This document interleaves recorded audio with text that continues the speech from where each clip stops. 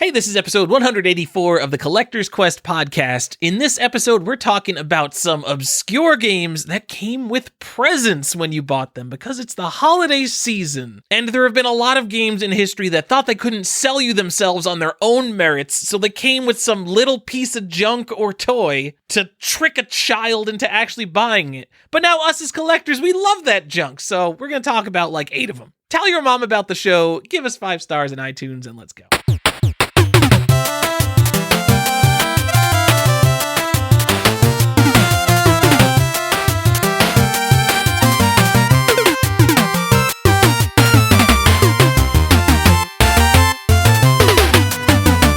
Welcome back to another episode of Collector's Quest. I'm Tyler, here with Johnny.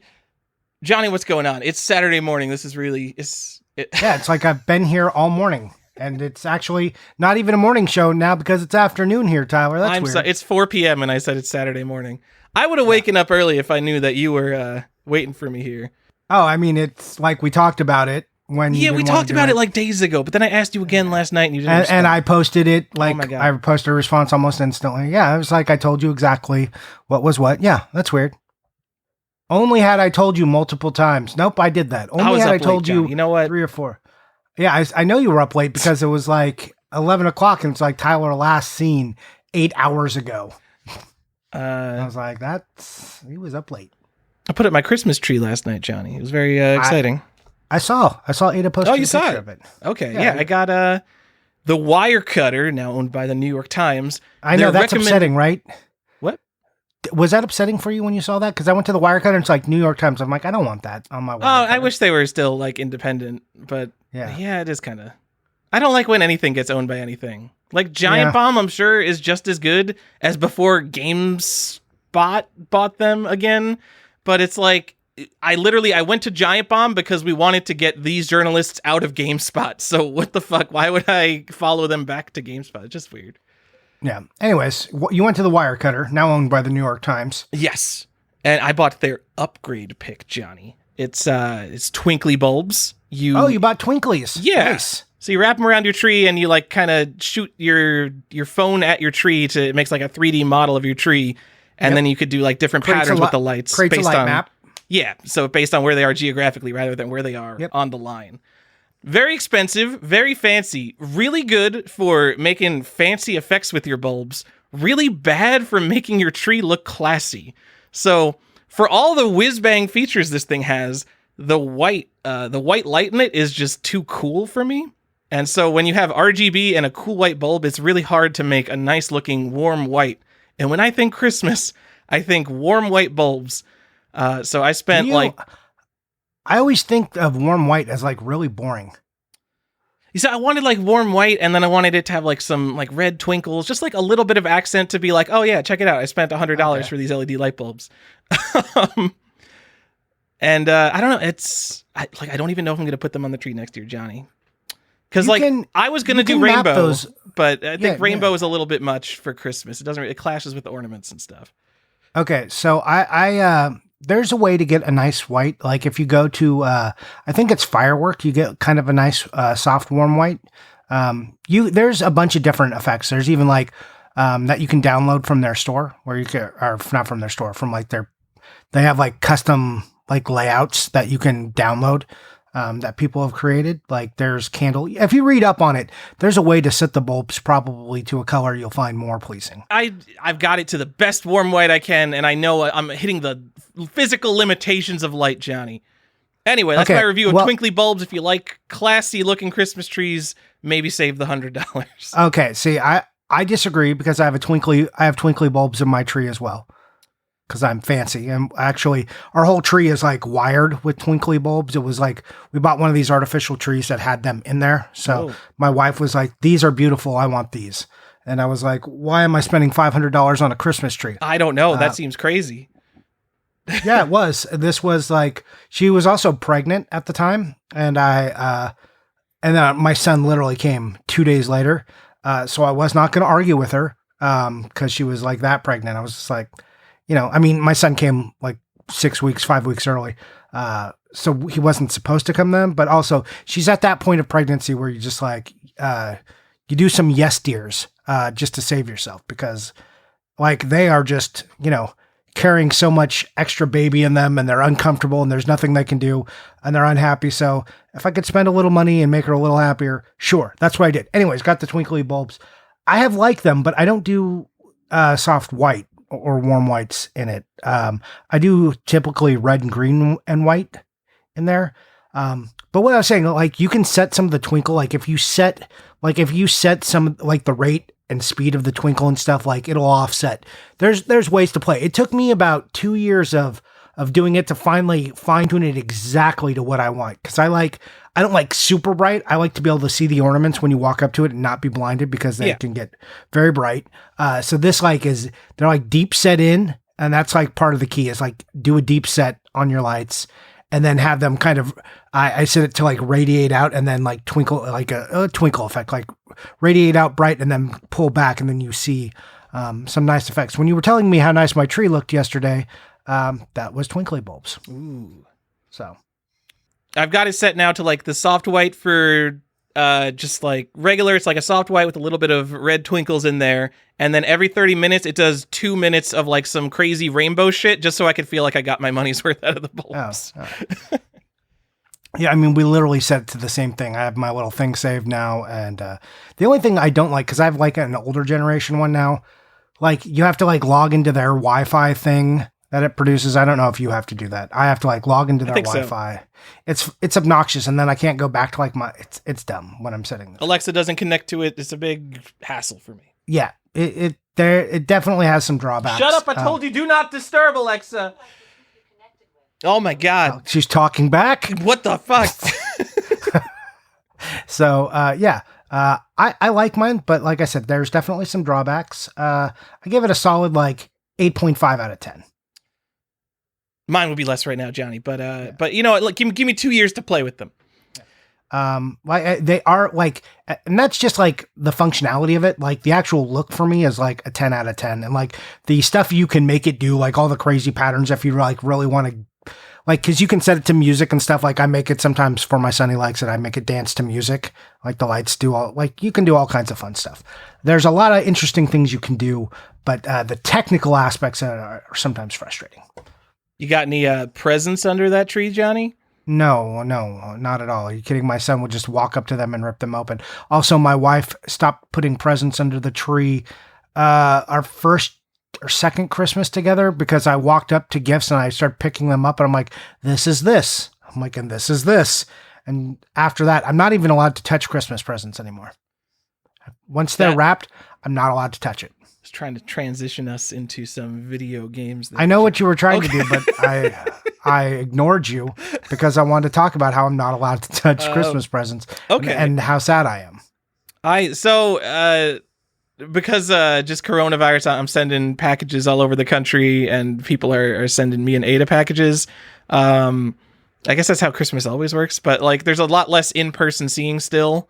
So I'm getting packages from my family, and so no one wants to buy a package and then rewrap it and ship it. So what everyone is doing is they're just shipping us like random Amazon packages, and then we are wrapping them for ourselves and putting them under the tree. That's fun. Yeah. I kind of like that. Yeah. Oh, I enjoy that. I got a package not from Amazon, from some guy named Tyler the other day. Whoa. Weird. Whoa. That was weird. That's what, did someone actually put the effort into repacking a Christmas gift for you, maybe? They must have. Mm-hmm. They look like they bought from, because, they bought from multiple sources, and they definitely put them all in a box. So that means they shipped them to themselves. They didn't even direct ship it, which is my suggestion for everybody. That. Direct shipping is the best. I had some stuff I needed to get you, Johnny. By the way, we're talking about the Collector's Quest Secret Santa, patreon.com/Collector's Quest. I guess you'll do it next year, so wait 11 months before coming there. Yeah, you got to tell me when we're opening those. Or we could transition into the show, because it's been 9 minutes. That's what I was doing. I was talking about presents. I went back to talking about your... Yeah, see, I was trying to transition you back into it. Don't you love waking up Christmas morning, you go under the tree, and under the tree is a present, and it's a video game, Johnny? I do love that. We were thinking, what video games themselves came with presents for you, the player? like little knickknacks and toys, and we're going to stay away from comic books or things you need to play the game. Like Lego Dimensions doesn't count because those are really just accessories to play the game. Just stuff that came with the game, the feelies, the cool little bonuses you get.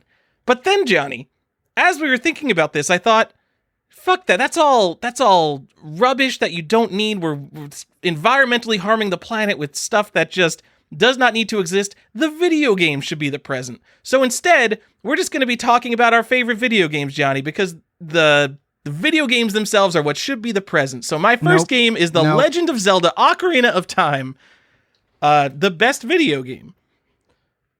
Okay. You don't even know how to take it.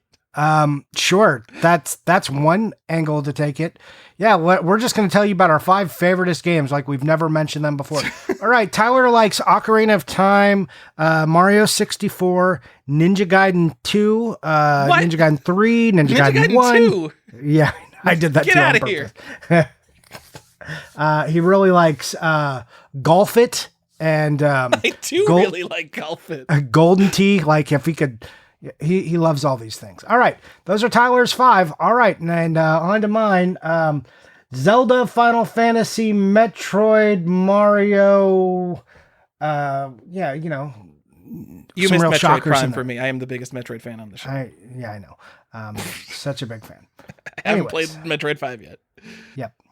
So, yeah, there it is. There's a list. That's been 9 minutes on twinkly bulbs and 2 minutes on games. See you later, guys. Thanks for listening. No, we are talking about games that came with those little knickknacks, like Tyler was saying. Like games that came with little gifts. And as he said, not comics, not accessories. Like if it came with a gun, no, that you need that to play the game. Or like Stack Up came with all that junk. You need that to play the game. So it does not count. So we're going to talk about games that came with presents. Do you need the Stack Up stuff to play the game? I think so. I think you can play Stack Up without it if you can visualize what's happening in your head.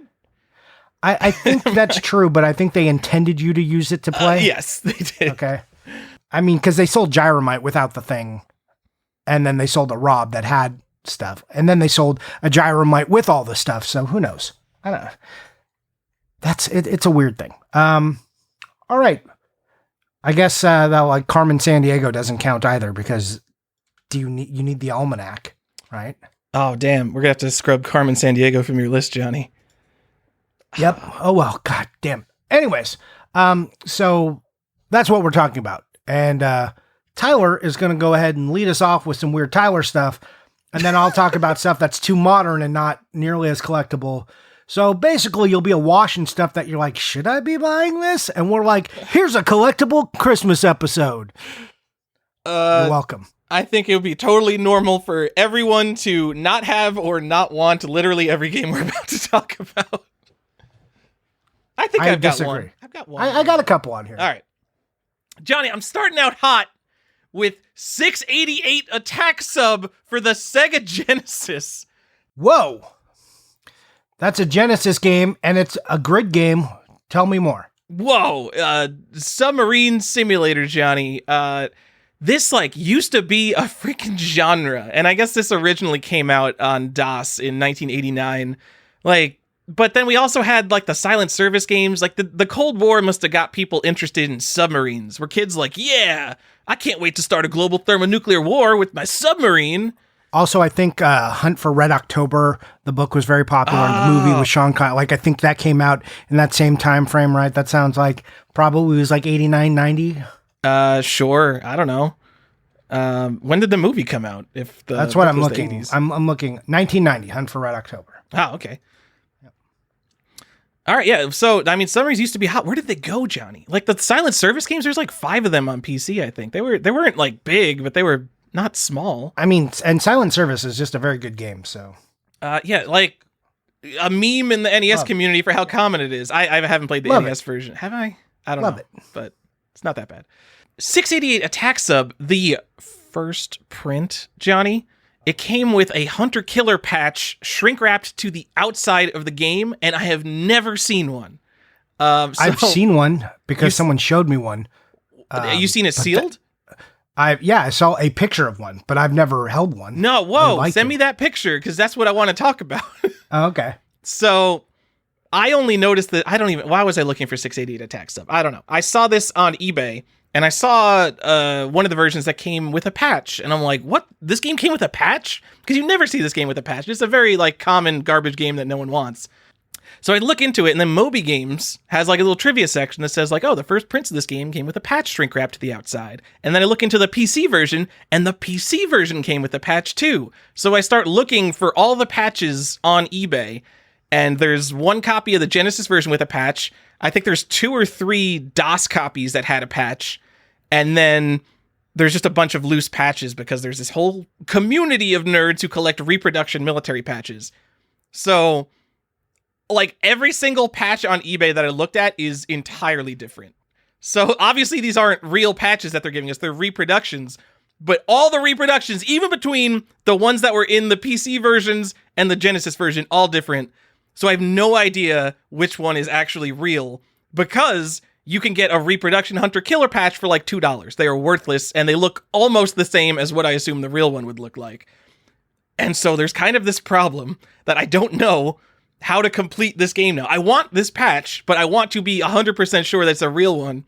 And I think the only way to do that is either to get a sealed copy with the patch, which I've never seen, or to find that sealed copy with the patch and start like hunting through eBay listings looking for one that matches.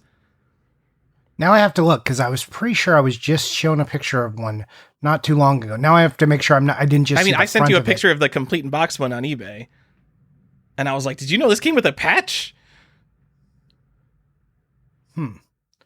Well, Tyler, I got good news for you. What's the good news?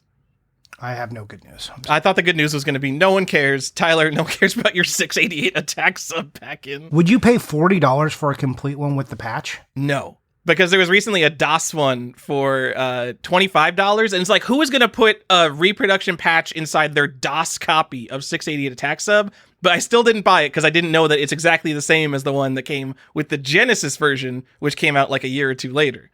So, okay, well, 2 years later, actually. So, on your head be it that you don't want to pay $40 for this nice one. What are you talking? Like, all right, we're going to the eBay. We're looking up 688 attack sub. See, now that we got, it's getting the collector's quest bump. No, just move on, Tyler. Go no buy one it. wants. No. What are you talking about? What are we buying? We're not buying anything. I don't see it. I'm just trolling you. Oh my god. There's nothing. There's nothing here. If you just want a patch, you could get it for $2, or you could buy a PC version like $25. But I want to make sure it's 100% correct. Anyway, I thought it's interesting. I want someone else to look into it because I don't care enough, and neither does anyone else listening to this show. That is the unfortunate part. No one cares. No video games. All right. Well, I'm going to tell you about. Well, I'm just going to go entirely into left field on mine. All right. I'm taking you to the DS. The DS is a home full of games you can buy that have toys littered with them. You know, you can buy like, what is it? Like Squibbles or some Squinkies. There's a ton of games you can buy on the DS that have a toy with them. But this one, I think is cool because it comes with an action figure, and we've talked about it before once upon a time, but it's Power Rangers Samurai for the DS. It comes packed with a full action figure, and Power Rangers are hot and people love Power Rangers. So go check that out. I don't have much to tell you about it. It comes like in a long, thin package. It goes for about $80. Sometimes you can find it for as low as $25. But I think when people know, they put it at $80, and other people who don't care just, drop it on eBay. If you can find an auction, you can probably win it cheap. Anyways, because Tyler talked a lot about a weird patch, I'll just give you that quick one. I like how many DS games go for like that happy meal mentality of like, well, this game's shit, but if we include a little figure with it, the kids will buy it anyway.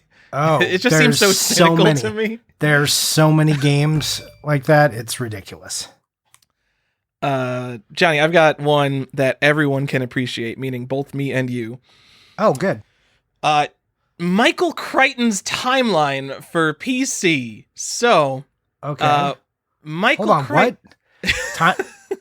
What? We're really talking about the game where the guy goes, the book where he goes back to like Arthurian times? 100%. That's exactly what we're talking about.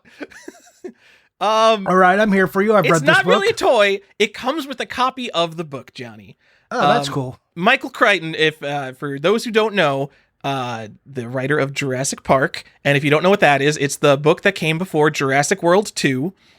And correct, yeah. So Michael Crichton designed this game. So he made a game developer, like it was called like Timeline Productions or something, and they made one game, Michael Crichton's Timeline, and it was apparently really bad because it turns out authors aren't good at game design. Weird. And the main criticisms of the game were that so he wanted to make a game. He wanted to make a was it a point and click? I don't remember if it was a point and click adventure game. It was some kind of adventure game, but he wanted it to be that anyone can beat it. I want it to be like a book so that people don't get stuck like these dumbass Sierra adventure games. Basically the Kirby mentality of like, oh, everyone should be able to beat this. And his way of doing that was he included a character in the game that gave you solutions to all the puzzles, even when you didn't ask for them. Even if they were like not on screen, they would just like give you the solution to puzzles. So everyone's like, why is this entire game a tutorial? It sounds exactly like Skyward Sword. But it's really cheap. It's like a $20, $30 game. You can even get them new old stock. And it comes with a copy of Timeline. So if you're a Michael Crichton fan, why not buy Timeline, Johnny? And I want to say Timeline came out in what, like around 2000? I think it was the mid-90s. Was it mid-90s? Yeah. I always associate this with Daikatana because they both deal with time and they both have a red box. But I'm probably the only one who does that. Huh. Maybe the film, because there was a movie version of this too that came out. Was there? No, like my college roommate is a big Timeline fan. He probably tried to get me to see that at some point. Oh, Timeline 2003. 5.7 on IMDb. Not the worst for a movie I've never heard of. No, I mean, definitely could be better. It's got Paul Walker starring in this movie. Yeah. Gerard Butler. Damn, this is like a pretty big cast for the Timeline movie I've never heard of. I just want you to know the book came out in 1999. Yeah. Whoa. Wait. All right. Was it? Yeah. You're better than me. All right. I get it. You're better than me. Well, I mean, I bought and read the book. So. All right. It's from 2000. So okay. I have some frame of reference because, like I said, I read it.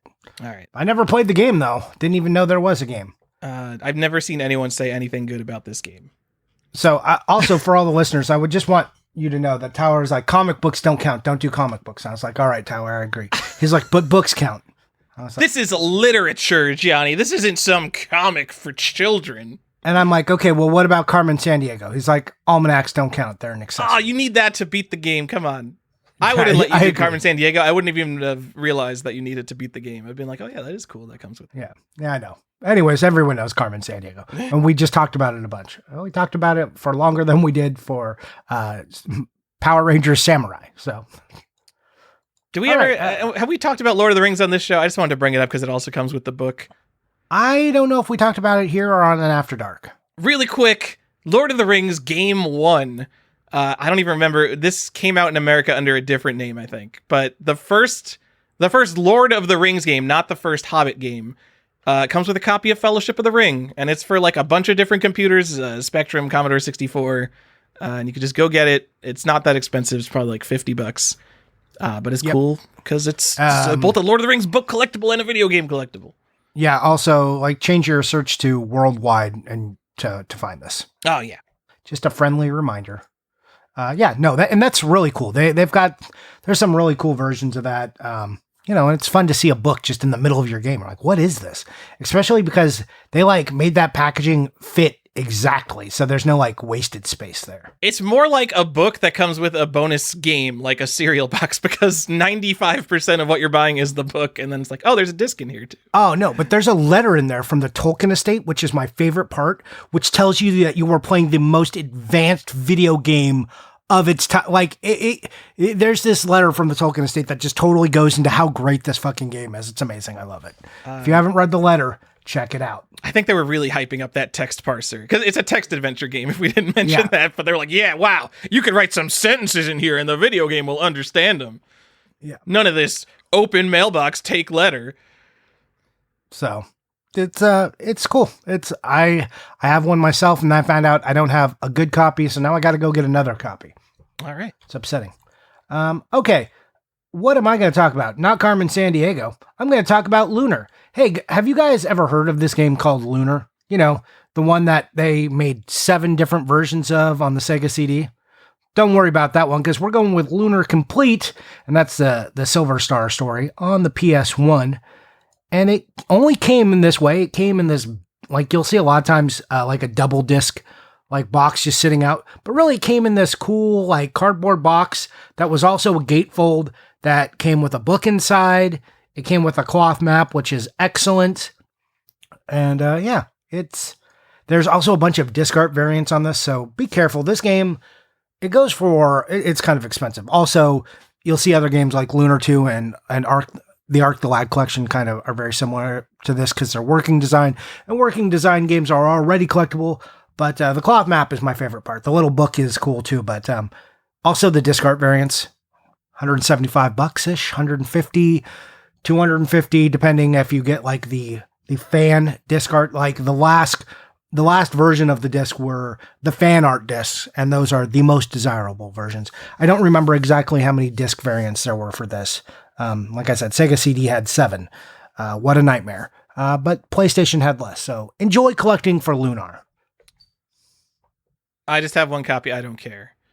I have 7 of them for the Sega CD and only 1 on the PS1 because I was trying to complete that set, and turns out Lunar's expensive and working design games are expensive, so I didn't want to go down that hole. Johnny, I have a question for you. Sure thing. So I think there's that super ugly doll. We've talked about it. It's creepy. I hate it. Yep. Besides that, I think like Lunar for the PlayStation 1, like perfect collector bait nonsense. It comes with like the substantial, it's got the like, double disc case. It comes with like this nice little hardcover book. And then like the box full of like little tchotchkes. It's got a gatefold cover on it too. It's great. Yeah, gatefold cover. And then it all fits in this thing that's like maybe 2 or 3 times the size of a PlayStation game, like a double disc PlayStation game. So it's like a nice compact package. I think it's absolutely perfect. Vic at Working Designs 100% gets it. Yeah. Like you want a collectible, but you don't want to like have to worry about where the hell you're going to put it. It fits along, like mostly fits along with your other games. Yes. Great. You can just put it on the shelf with your other PlayStation game. Yeah. I love it. Everyone has looked to everyone, but the past couple decades, people look back at the Working Designs games for like, oh, those were amazing. The really high quality releases for everything they put out. They're like kind of hand selected games. Most of the time, we also got Albert Odyssey for some reason. We're not going to talk about it. Yeah. Are people in like 15 years going to look back at limited run games releases like we look back at Working Designs? Oh shit! Don't say that to me. Like, is that going to be weird? Because I feel like limited run games is inherently lower effort because they do have some boilerplate stuff that they do. They have the generic black box for a lot of their releases, and they put out their games aren't as more hand-picked stuff like Working Designs was. So maybe this is a bad analogy, but I think that the boutiqueness is kind of similar. Yeah, I'm going to tell you why it's not the same. Okay. One, because that team at Working Designs put in so much effort, like the foiling, all those efforts for all the extra little things was a lot harder back then than it is today. And I think they also did their work translating it. Yeah. So. They also made a pin, like a special pin you could buy for each game after, like as an additional thing you could go get, but they didn't throw it in with the game. They worked very hard, and they didn't make that. What did they make? Like 15 games total? Like 15 or 20? Limited Run did that like over a span of like 3 months. So okay. Yeah, all right, so what if we ignore all the garbage Limited Run puts out and just do like their marquee releases, like the Shantaes and I don't know what else, the East Origin? No, this is probably not one. Golf It, right? It's not Golf It, Golf Story. Is that really a popular one? That's one of the ones I looked at, and I was like, I need to have the physical Golf Story release. Yeah, I think that's an interesting one. Not everything Limited Run does is garbage, and I think that's a fair point. I think there will be some of that, and everyone says we just like rip on Limited Run, but like I also buy some Limited Run stuff. Sometimes they put out something cool, and then sometimes they just print, a repro of Star Wars on the Game Boy and put it in like a purple case, and that is horrible. Wow, Star Wars, you're really picking one of the more interesting Game Boy games they've released, Johnny. Not Metal Masters. I'm just saying, Metal Masters is a very rare game, so That's like usually at the end of the Game Boy set, like one of the ones people are struggling to get. So that like has some intrigue for like deep collectors. If you couldn't complete your set or something, you have like, this is an obtainable copy, much like the Shantaes. But Star Wars, I say, because that's like super universal. And if Star Wars was going to get anyone, it was going to get me, right? Like, I'm a very big Star Wars fan. I have toys and junk and just so much Star Wars crap in my house. I can't go 3 feet without bumping into something Star Wars in my house. I wonder if that's true. Oh, it's very close to true. Maybe it's 5 feet, but it's close to true. That was a really poor release. That was very boring and kind of gross. And that's like the epitome of the stuff limited run I don't like. I think though there are some good stuff, and I think some of these releases will be looked at that way. So to answer your question, I think some people, and some people already just love limited run. They love everything that they do, and think that that's cool. We are coming from a different place. So I don't want to just like always shit on limited run. Like it just isn't for us, but it might be for a lot of other people. Yeah. And I mean, especially if you're the person who's playing all of these random indie games that they sometimes put out. And like a lot of, like right now, I think a lot of what they have is pretty cool. I feel like they got a BlazBlue game, BlazBlue. Yeah. Toki Tori on Game Boy Color is weird, but that's like actually a good game. Yeah, I mean, also kind of rare too on Game Boy Color. One of the more expensive games to get. Their selection has been better lately. Like, look, I bought the Castlevania collection. Yeah, like Hell or High Water, you were going to keep me from that. Like, come on. I mean, there's like Knights of the Old Republic, obviously a huge get for them, and then like Crysis 1 through 3 on Switch. I'm saying this as definitely the biggest Crysis fan on this show. Like, why would I want a limited version of Crysis on the least powerful platform of all things? Like, I'm sure Switch is good enough to run Crysis, but I don't want to play Crysis on the Switch, let alone have this $40, $60 copy of Crysis 2. I don't need a $60 copy of Crysis 2 for the Switch. Crysis used to be a system tester, remember? Like, you had to have a really good rig to run Crysis. It was like, if you could turn up all the settings on Crysis, you were just doing it. Like, oh my God, you can run Crysis full? Oh, wow. Now it's just like on the Switch. It's like, oh, interesting.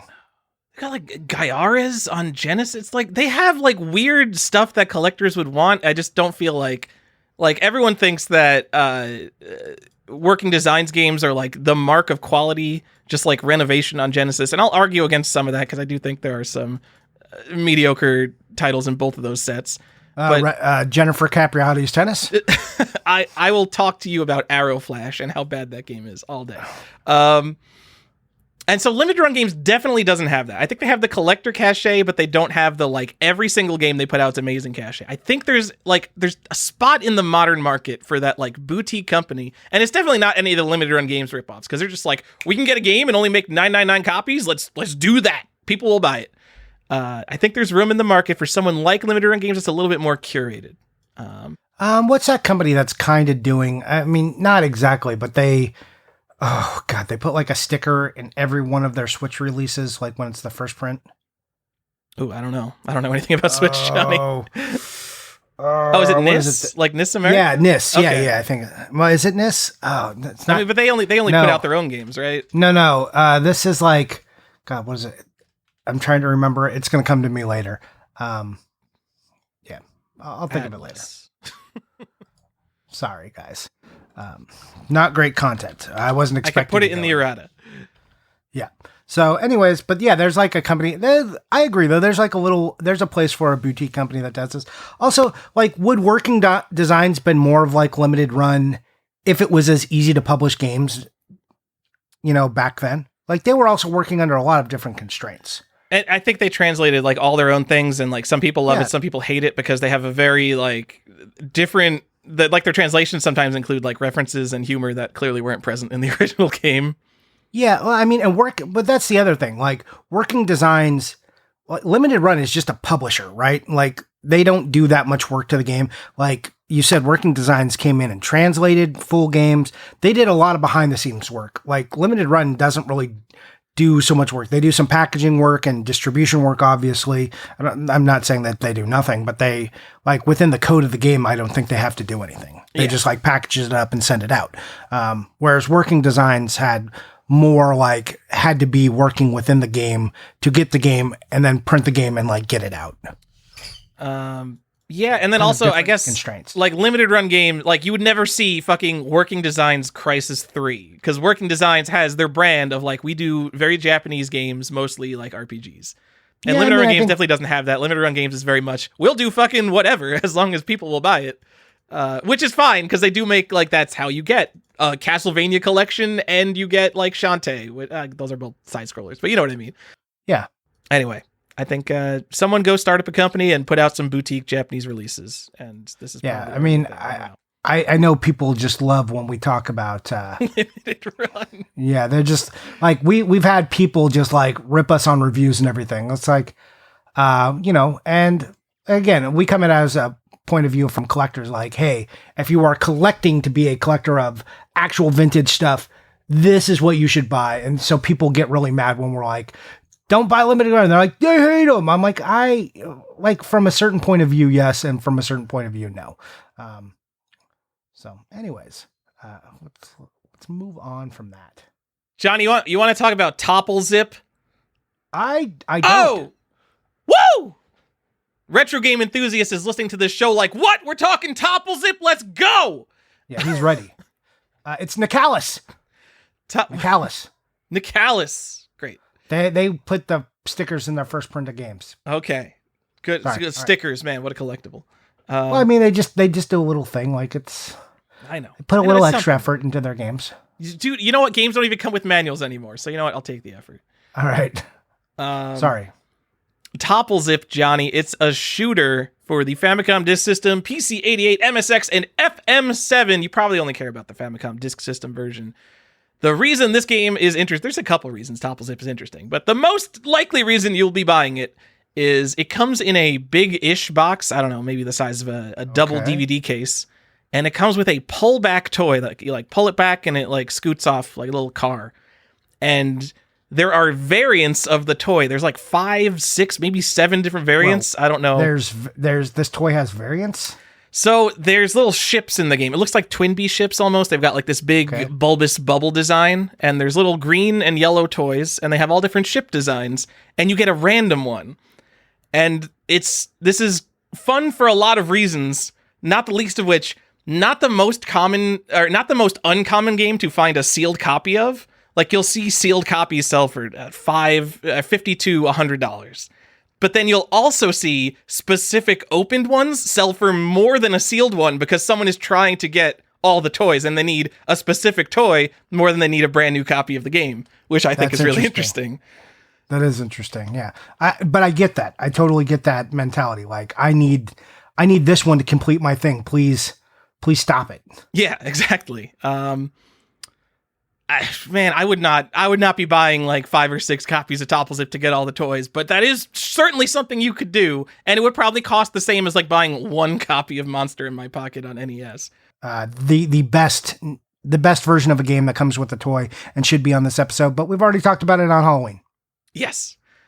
And the reason I don't know how many toys exactly there are is, so there's the Famicom version and then there's the 3 computer versions.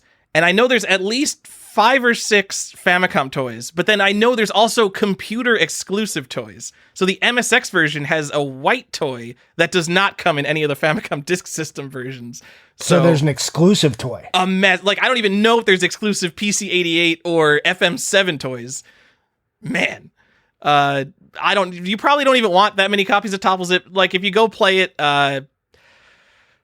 so my standards for what a bad shooter is I feel like they have lowered over the year. Like, how bad a shooter can be has lowered just because I've played more games from like the early 80s.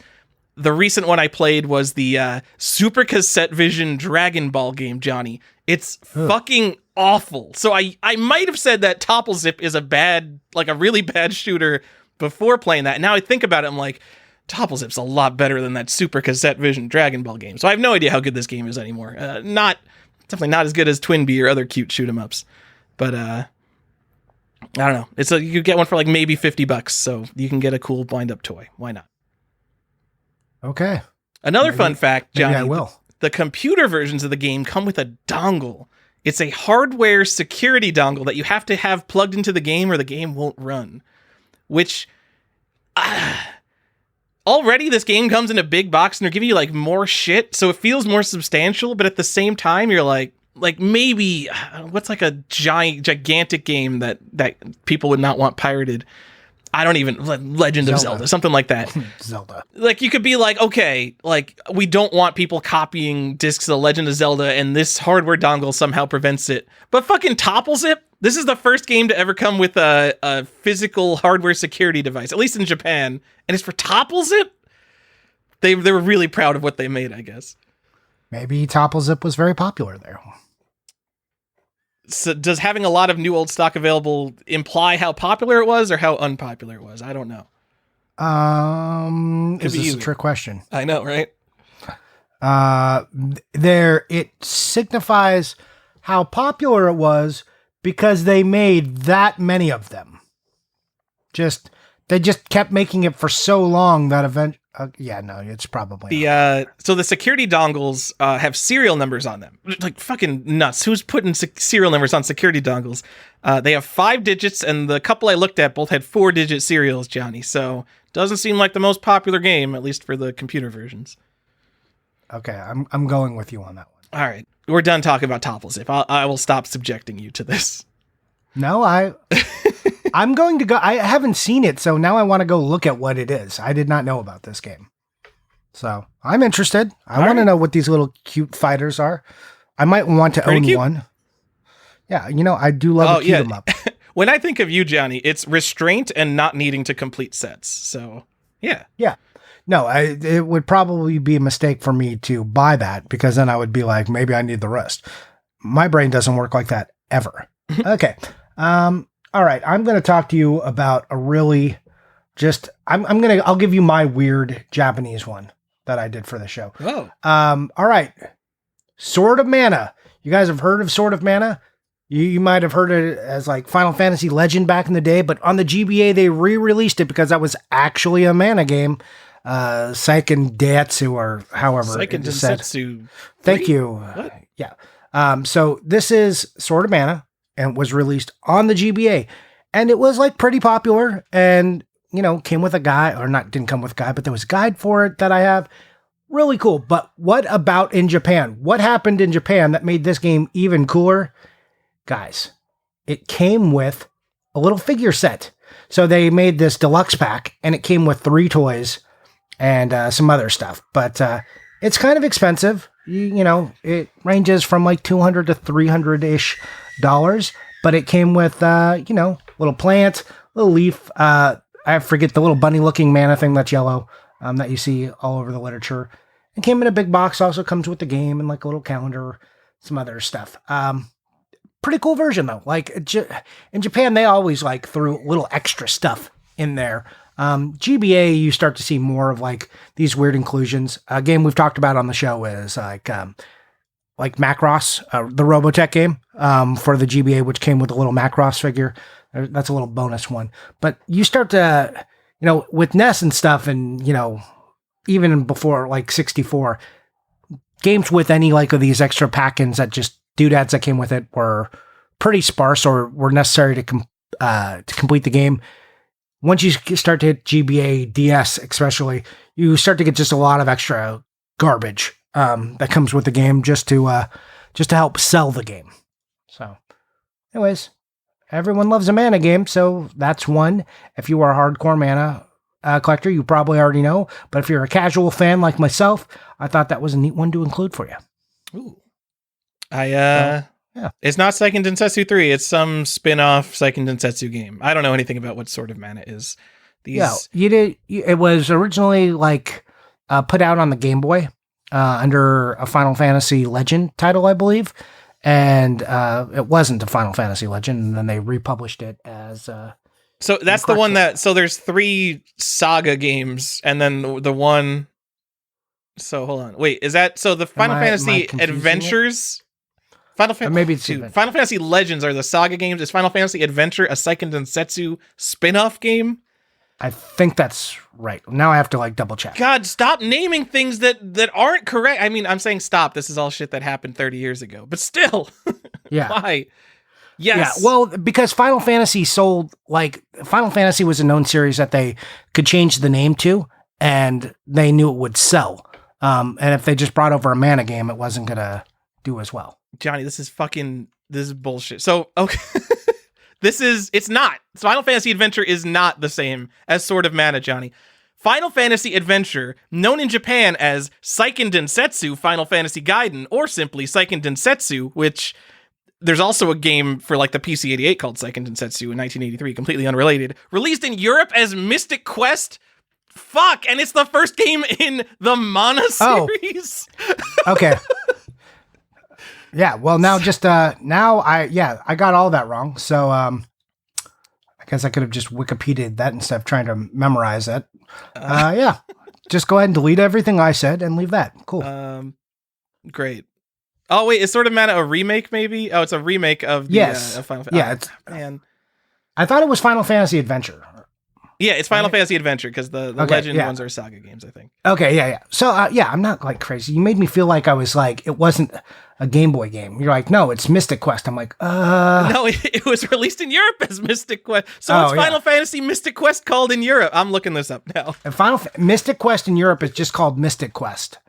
It does not have the Final Fantasy label, and it comes in like a green box. It's Mystic Quest Legend in PAL regions. What the fuck? Yeah, I mean, well, and then the Super Nintendo version of Mystic Quest is just Mystic Quest, not Final Fantasy Mystic Quest. That's what I'm talking about. It's just Mystic Quest Legend, and it's not a Final Fantasy game. I kind of want this now. This is so crazy. All of the because there was no Final Fantasy Game Boy games and they just wanted to capitalize on the popularity of Final Fantasy. So they're just like, what can we do? We got these, throw them out there. Their branding is going to pay off though. I don't know, like the sealed market on all these like weird, like not really Final Fantasy games, but people will pay probably tens of thousands of dollars for them because they say Final Fantasy and Final Fantasy. I mean, people are fighting over the Sunsoft version versus the Square version. So sure. Sunsoft version of all those games is garbage. As someone who doesn't have all the Square versions and needs to upgrade my copies. I can't remember which version I settled on, and now like I have to go back and check, and I'm sure I have mixed versions, and I don't want to look because I know I'm just going to have to go spend money the minute I look. Yeah. And then like I also feel bad because it's like I probably spent like $60 or $70 on some of my copies. And it's like, spent $70 on the bad version of Final Fantasy Legend 2. I'm an idiot, and now it's probably like $120 or something. Well, and back in like 2005, 2006, when I was like grabbing these, because that's how long ago I got these, because I was always grabbing Final Fantasy stuff. Like I'd be getting lots, and I have doubles, and I'm like, I don't care about this, it's a double, and I like no, I was not looking. I was just like grabbing whatever were the nicer parts. So I'm sure like parts are mixed up. I'm sure I sold like Sunsoft copies off or Square's. I know I really messed up back in 2006. So, lessons learned. The best reason to collect sealed games, all those sealed people are like, oh, it's the condition. Oh, the shrink wrap matters. No, it's just that like, all the shit is correct. Yep. Just not having to think about that ever. Okay. All right, Johnny. I'm going on to my next game. Please do.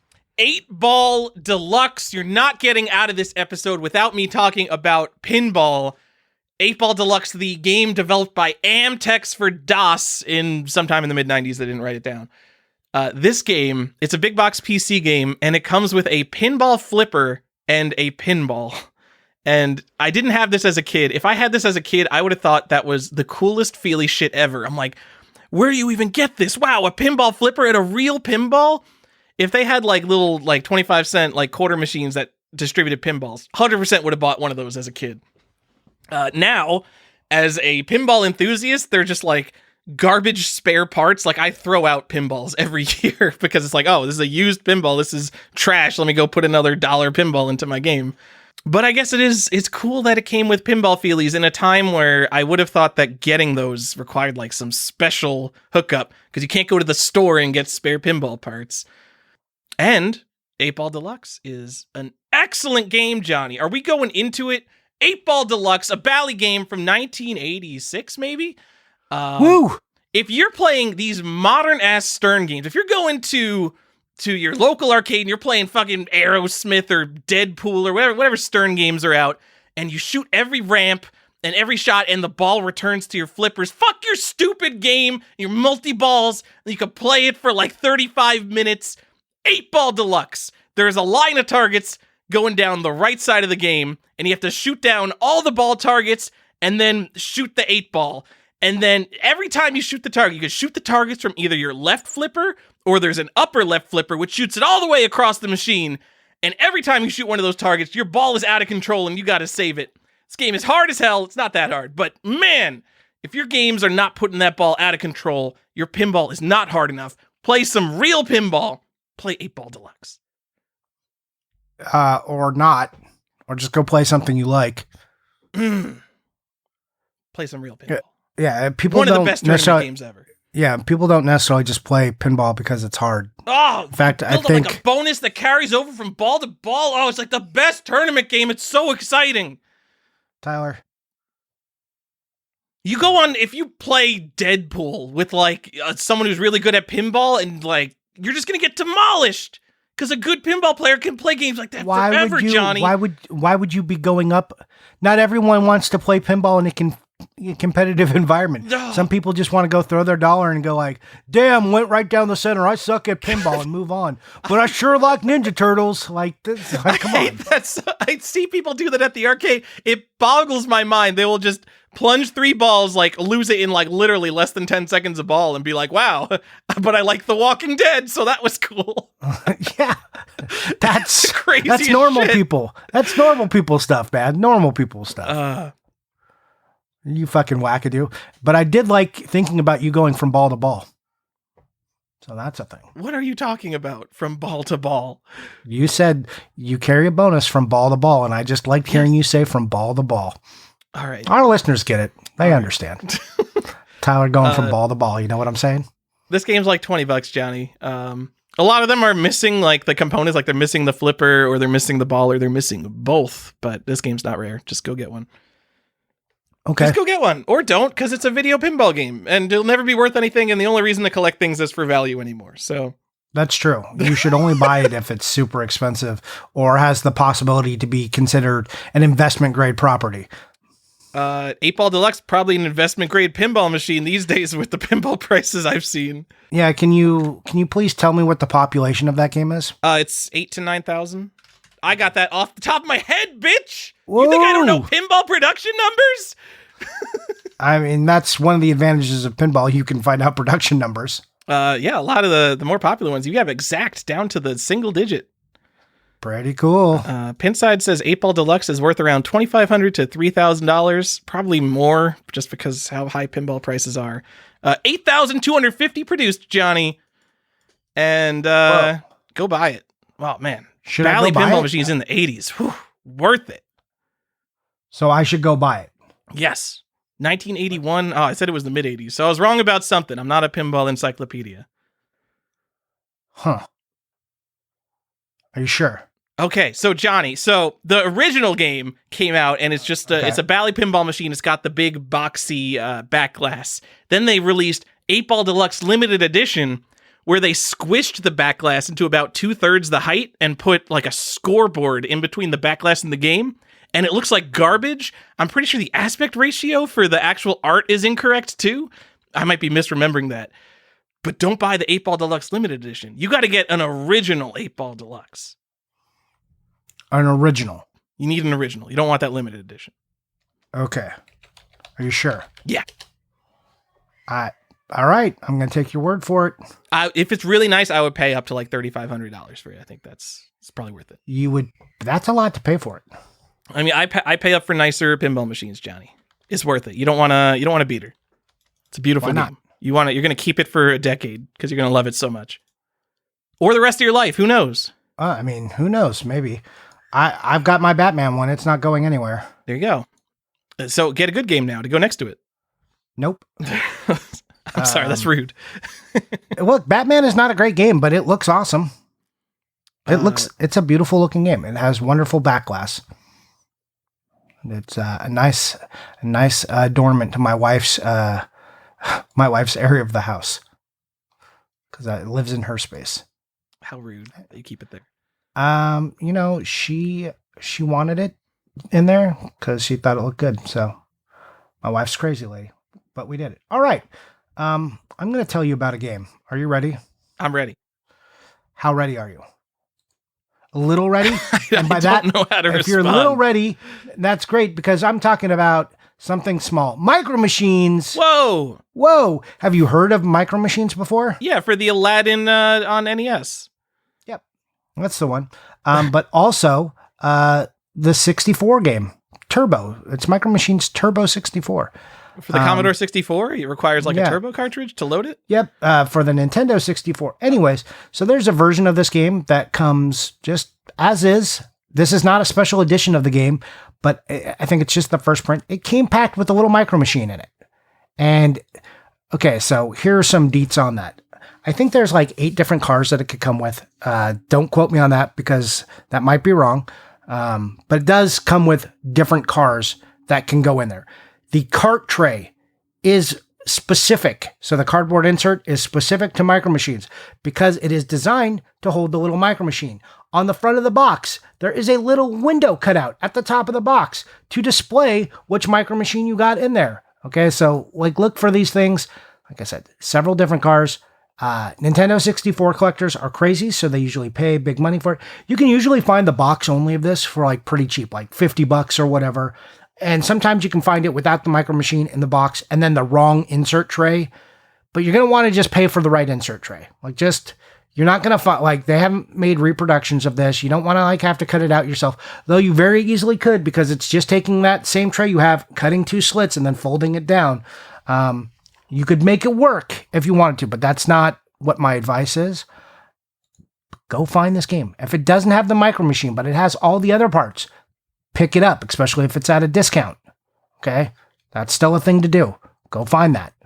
All right? You got it? Micro Machine 64, pretty collectible. Can run you anywhere from $50 for a box to $200 without the Micro Machine to I've seen them go for as high as $400.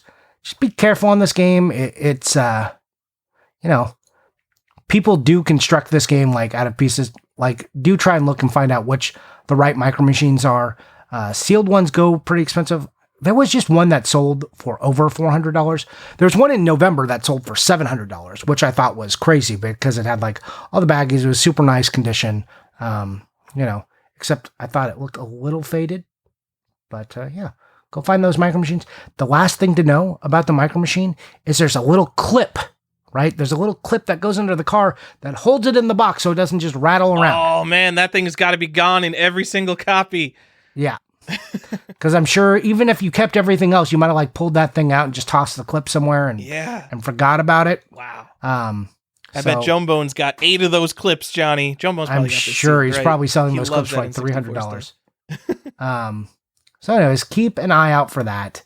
And like I said, yeah, it goes all over, and I'm sure people buy it for the different cars. I don't think the cars are unique to the game, though. So those were probably just in Micro Machines packs of the day. So check that out. Anyways, Micro Machine comes with a fun toy. Back in the day, everyone loved Micro Machines because I got to talk really fast like this in all the commercials. And, people loved him.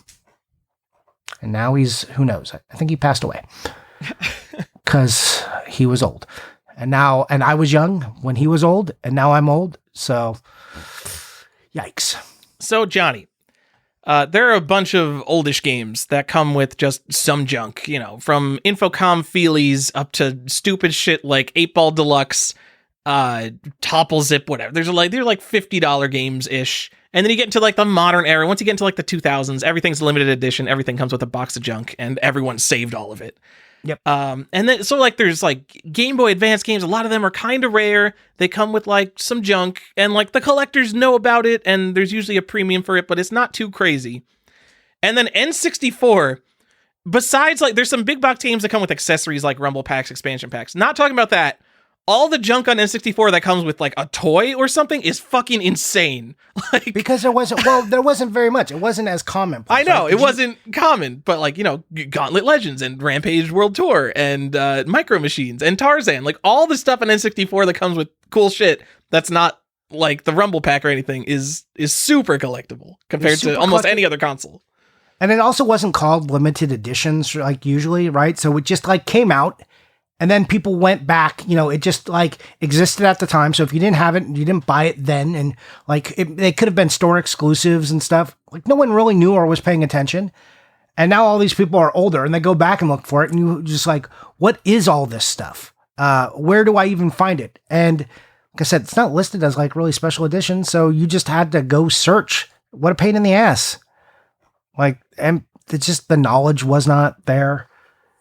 Micro Machines are tough, man. You think there's a single Micro Machine? I bet there's one guy who went around and bought like 8 sealed copies of Micro Machines back in the day. And they're like, it's for my Micro Machine collection. Micro Machines were very collectible back in the day. So, I also think that this was a North American exclusive. So that's like a thing. I think the PAL version came with like something called the Vibra Pack. So I think that's like the Rumble Pack, but I haven't actually seen it packed in. But that's an accessory. So like, again, if you were big into Micro Machines, imagine that you had to like deal with just American bullshit to get it. But like I said, I don't think these were exclusive. So they could probably just go buy packs and find the cars. Oh, so it's not like Monster in My Pocket, which had an exclusive. I don't think so, but don't quote me on that because I don't know for sure. You just said it. Monster in My Pocket, one is like a collectible toy line anyways, and then you have this stupid exclusive figure in series 1 of it. Like, what a nightmare for a collector. And then they're like, here's 4 different colors. It's a exclusive Blemier or whatever it's called. You're like, damn it, this is the worst. Why did you do this to me? You know that was just like a off the cuff decision by some guy, like, oh yeah, we could make 4 different colors because we're the Monster in My Pocket factory. We could do whatever we want, and it would cause like, you know, 100 people to obsess about it 25 years later. Like, oh my god, I got to get my 4 Blemiers. Well, I think like back in the day, I think that was part of Monster in My Pocket's thing. Like they did different colors of all their stuff. So like, I think they were doing 4 different colors all the time. Okay, all right. I mean that makes sense. But like, was anyone in back in the day like trying to get the 4 Blemiers like that you would have to buy a new copy of the game to get? I mean, maybe. I don't know what the world of collecting was like before the internet. Collecting was different. Like, collecting was different in the 80s. People were still picking up stamps and books. Yeah, but like, 1, how did you learn that this existed and there were 4 variants of it? And 2, where did you go to like get this besides like the schoolyard or something? Like, could you meet up at your comic store and be like, does anyone have Monster in My Pocket? I will trade you I don't even know. There's no magic cards to trade. I'll trade you Garbage Pail Kids for your purple Blemier. I don't know. I mean, Garbage Pail Kids, super collectible still. For some reason, Sean from Reserved Investments is bearish on Garbage Pail Kids. By man, the way. that like Garbage Pail Kids were collectible when I was a kid. I knew about that series 1. God, what's his name? The image on the pack with the nuclear explosion. Out of his head. I know what you're talking about. Yeah, I don't know. Like that was like an expensive card that was in the news. Like Cabbage Patch and Garbage Pail Kids were in the news. I remember seeing it. I remember buying Garbage Pail Kids and like trying to find them because they were collectible and like worth money. So like as a kid, I was like, man, if I can find these are worth money. Which was wrong and stupid. Because I had already, if I'm hearing about it and my parents know about it, we've missed the boat even back then. I don't get it. Garbage Pail Kids are disgusting. I would not want to own any of them. It's just, I can't wait. I get magic cards, like old magic cards. They have like a look to them like, oh my God, cards only looked like this for like 2 years of Magic history. Half these cards are fucking broken. This is amazing. This art is like, oh my God, cards don't look like this anymore. Garbage Pail Kids are just the worst. So, 1, I think you're wrong. I don't want a baby puking on itself. Like, wow, look at this. I mean, it was like it was a send up of Cabbage Patch Kids. It was a response to Cabbage Patch Mania. Great. So there's a thing that's parodying a thing that's also irrelevant now. So I should. So you can get like I'm going to send you some Garbage Pail Kids for you. I'm going to send you like Tinkling Tyler. And yeah, I don't want a baby peeing as like a collectible. That just is gross. How about Tired Tyler? Oh my God. No, this is No? the word. I hate it. Don't You send hate me it? Garbage Pail Kids. All right. Yeah, I was not like, I didn't stay on Garbage Pail Kids too long. Then there was a bunch of like takeoffs of like Garbage Pail Kids, where there was like weird sports card ones. They were supposed to be gross. Remember, Garbage Pail Kids got a movie. But did Garbage Pail Kids get a computer game at least? I bet there was software to like track your Garbage Pail Kids collection. There's got to be something, because I think Garbage Pail Kids had to be around like 86. There's an iOS game. There's a collectible card game that came out. No, I mean like an actual like that. Like there's a computer collectible card game. I mean, we're talking about Atom Bomb, by the way, is the name of the. Thank you. It looks like all the video games are new for like the recent resurgence of Garbage Pail Kids by fucking weirdo 80s nostalgic people. So think about how popular Garbage Pail Kids was. Got a movie, somehow didn't even get like a game from like Domark or something on the Spectrum. Maybe it was too American. Probably. Yeah, no. Good. You know what? There's no video game of Garbage Pail Kids, like a vintage video game. Good. Yeah. So. Like, they tried to make it a movie, and look how that turned out. What would the video game be? I don't know, but you like every 80s property got a game, right? Every movie got like games. Like Rambo has a game, Airwolf has a game. Garbage Pail Kids doesn't have a game. I don't know. Oh my God, I'm like looking at Google Images. Like, I am repulsed by the idea of Garbage Pail Kids, and then the movie, which like something I've heard, I haven't seen, I've watched like internet reviews of it, but like, one of the worst movies of all time, quote unquote. But I look at it and just like the look of the movie, I'm completely repulsed. So I think like in a way, the movie makers did exactly what they wanted to. They made a movie that I, an adult, am disgusted by, and some kid would be like, haha, this looks so disgusting. I love it. Look at these weird puppet things. You're like, yeah, sure, I love like weird torture porn movies, but Garbage Pail Kids are repulsive. Yes, exactly. You wackadoo. I don't know. Yeah. They're repulsive. But man, Hostel 2, kind of underrated. All right. Okay. Is that the one? I think a guy gets his dick cut off and throws it at someone at the end of Hostel 2. That's art, Johnny. Sure. I agree. It should be protected. All right. What's your next game now that we've gone off on this? I got nothing. That's it. I'm done. You're 8-Ball Deluxe, Topple Zip. You're done. I talked about, that's 4. So that's 4 each. We did it. We talked about 8 games. 8 is a holiday number because 8 crazy nights, right? Hey, whoa! 8 days of lights. Hey, we did it. 8 is a good holiday number. Is Hanukkah over? I think Hanukkah's over now. It is over. Happy Hanukkah to the people who celebrated, though. Did it end on the 6th? I think it ended on the 6th. So, yeah. Yes. Anyways, there we go.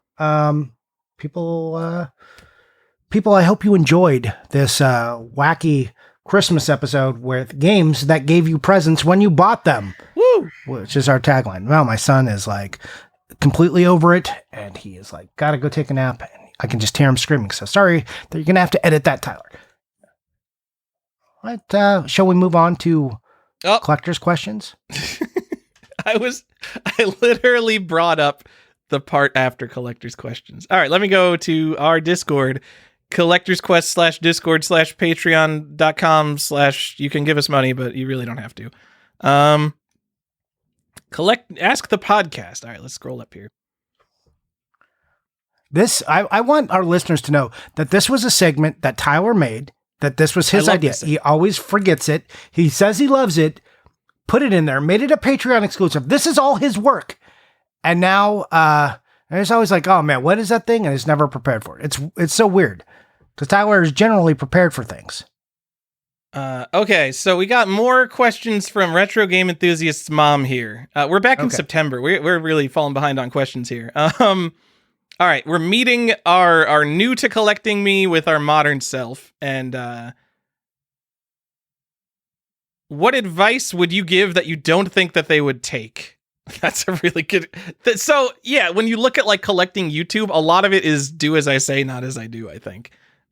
So we can talk about what advice would you give new to collecting you that they wouldn't take?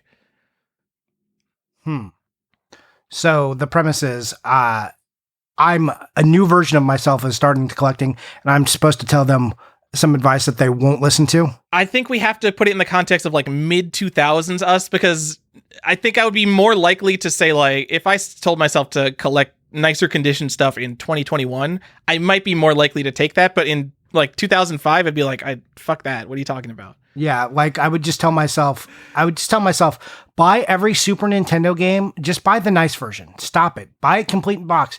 Don't be dicking around thinking like, oh, well, I can save $20 if I just do it this way. Just don't do that. Just go buy it complete. Buy it complete in box. Buy the most complete version you can.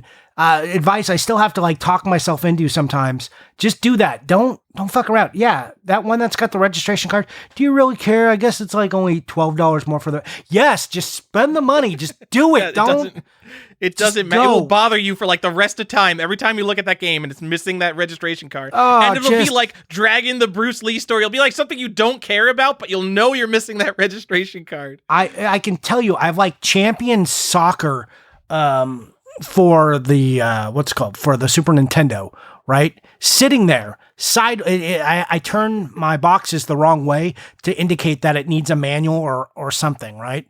And I'm just looking at it, and I know it needs its stupid manual, and it's only like a $5 manual, and it's like I should have already done it, but I don't think about it until I accidentally stumble upon it, and then I'm bothered, and then like, but if I'm not right by my computer, or if I don't have time to go do it, which I never do, and I'm never thinking about that game, so I always run into this like loop of like, every time I see it, just being annoyed that I don't have the manual. So, yeah, that's what I would tell myself. I would plead with myself. I would say it's fine to have less things. It's fine. Don't buy Sega Pico. It's gonna be fine. Focus on those Super Nintendo games. I think I would be able to convince myself to focus more, because I was really buying everything. I would go to Big Lots, and Big Lots, every time I went there, they would have a section of $3 to $6 small box computer games, and I was buying like groceries in college and stuff, but like I'd go to the thing and I'd be like, wow, Darwinia on PC is only $6. Better get a copy of Darwinia. And maybe I could convince myself to not buy that stupid shit. I don't think I'd be able to convince myself to like collect complete in box NES though, or something like that, because like I was obviously on a limited budget being in high school and college, and having more games. Like I know there's this quality over quantity argument. But, when you're new to collecting and you don't have quantity, it feels so good. Oh my, like you look at everything and you're like, how could I not own Contra and Super C and all the Zelda games and all the Mario games and Star Tropics and just like all like the popular stuff? You're like, oh my God, on NES alone, I need like 200 games. And then like, oh my God, on Sega Genesis alone, I need like 100 games. So I felt like to get that base of like, I need all the amazing games first, and I wasn't even going after like the Mario and Zeldas mainly. I was trying to probably get like the more uncommon stuff. Like, wow, I got a Romance of the Three Kingdoms 2 on NES. Holy shit! But yeah, man, that quantity when you're starting out, because you get into game collecting, and even in like the mid 2000s, you go on Digital Press. And like you see these people fucking amazing like Atari collections, like wall to wall, like what is going on? And then like the magazines had their like Room of Doom, or what was that? Yeah, you go look at the Rooms of Doom. It's like, yeah. What is? I have got like a small shelf of Nintendo cartridges, and they have like an entire house full of games. You're like, man, I really feel like a peasant. Man, how do I get on that level? If I had a job with a salary, like they had it made, dude. They had jobs with salaries, and they were collecting like Atari and computer and NES games in the 2000s when they were like almost worthless compared to what they are now. Like, yeah, I would have had a room like that, no problem. Now we're collecting like whatever Nintendo games. Like, oh, gotta budget $150 for this complete in box Nintendo game I want. Yeah. But yeah, the quantity over quality, and I still probably wouldn't take it. And I think a lot of like collecting YouTube channels kind of make that argument. They're like, definitely get the good stuff. Don't just load up on the cheap stuff because you want to have a lot of stuff. And like, Even if you started collecting again, you wouldn't do that. People like having a lot of stuff. It's one of the fun parts of collecting. We tell people that, and we still mess it up. We tell ourselves that, and we still mess it up. I know, even if I wouldn't even give that advice, because I know if you're like 100% brand new to collecting, you want to have all like this good stuff that's cheap, and if you can get it for a fourth of the price by buying carts instead of complete, you're gonna do it because you can get more of that good stuff. But like the manual thing, like I'll fight to the death. Like, yes, just get 100%. If you're buying it complete in box, don't go for the copy without a manual. No matter how it could be like $1 more than card only. Just get it complete in box if you're gonna get it complete in box. All right. Agreed. Yeah, mistakes were made. Sincere question for the crew. This is from Tiger Wolf. Have there been any episodes on collector etiquette? This sounds more like an episode recommendation. Tiger Wolf, I'm going to move this to the episode recommendation thing. There was not an episode, but there's an old blog post on collector etiquette, and I think back in the Cat and I days, there was an etiquette episode, but they were old. Yeah, I think we should just make this an episode. I'm gonna put that in the episode doc. Sure. Kyle collects. You just found out you lost a game. You can't find it anywhere, even though you know you didn't get rid of it. How long do you wait before you just buy another one, Johnny? A while. Sometimes years. This happened to me with Blaster Master Boy on Game Boy, and the day I couldn't find it, I just bought another one.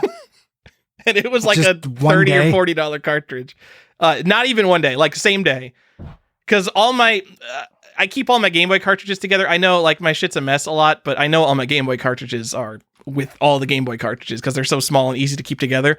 And I wanted to play Blaster Master Boy and I couldn't find it. And I'm like, I know it's in my house, but I can't deal with the fact that my Game Boy set is incomplete right now. I'm buying a copy of Blaster Master Boy. Yeah, I mean, it also depends on the value of the game. Like, money does matter. So, if it was like a $10 game or $20 game, I'd probably just like replace it instantly. But if it was like $100, like the value of the game also, how much searching I'm willing to go do, like increases. Like if it's a $10 cart or something, like if it was just like a random shitty Sports Genesis cart, I would just buy it. And because $4 wouldn't be worth my time and effort to dig around and like look through like a box that it might be out in the garage. Johnny, yes, I agree with that. I also want to give a nice price update to our listeners here. In November 2020, a complete in-box Blaster Master Boy sold for $605. Yeah, Blaster Master Boy is a game I've been trying to buy for a long time, and it's always just super expensive. Jesus. All right. Oh, we want to do one more. We're going to call it here. Do one more since we're so behind. Sam M says, questions. Should signatures on cartridges, boxes, or shrink wrap be valued more highly in the market? If so, whose signatures? Finally, is it ethical to have someone sign a rare or high condition game? Well, I don't, let me tackle the ethics one first and see if you agree with this. I don't think that's a question of ethics. If you want it, it's yours. Like if you want it signed, then go do it. Like it's, you're not preserving these for a museum. If it was like the one of one, should it be damaged? Also, permanent marker can be removed from most things. Like to me, that's like a whatever question. Like, whatever you, by that I mean like whatever you want to do. I don't think it's a question of ethics. Yeah, I mean I agree with that. So let me send you something that I just sent to Eric, Excitebike Comics and Games Johnny. This is a 9.8 condition copy of Teenage Mutant Ninja Turtles 1 that I saw on probably in some email I got from some auction site. It is fucking demolished. Literally 80% of the cover is covered with signatures and sketches from the TMNT creators, Eastman and Laird. It's like it would be worthless to me. I don't care that it's original art. Like you have completely defaced the most collectible Teenage Mutant Ninja Turtles thing, or maybe one of the most collectible Teenage Mutant Ninja Turtles thing. I hate, it's not the black and white, so it's like the original ash cans or whatever. Yeah, I don't like signatures on rare stuff. Like even Johnny, wow, man, who am I thinking of? Who's Nestor? what's the guy's name? Howard Phillips. Howard Phillips. Yeah, I had him sign my copy of Nestor's Funky Bowling, and I had him sign the back of the cartridge because that's the least destructive place he could have signed it. Because I don't like signatures on my stuff. The exception to that would be like the triple A list signature, like fucking Shigeru Miyamoto. I don't even know who else is in that pantheon for video games. Like Shigeru Miyamoto can tattoo his name on my body and I would accept it. But other than that, like even like fucking like Sid Meier, like huge PC guy, like I guess I would take a Civilization sign by him because Civilization is like, a $40 game. But if I had some crazy rare sealed first Civilization that was worth $1,000, which I don't think that exists, I still wouldn't have him sign it because the exciting thing for the rare exciting thing is the condition it's in, and giving the creator permission to deface it with a marker is a weird thing. I would still have him sign my $40 copy of the game, but yeah, so I don't like my rare stuff signed.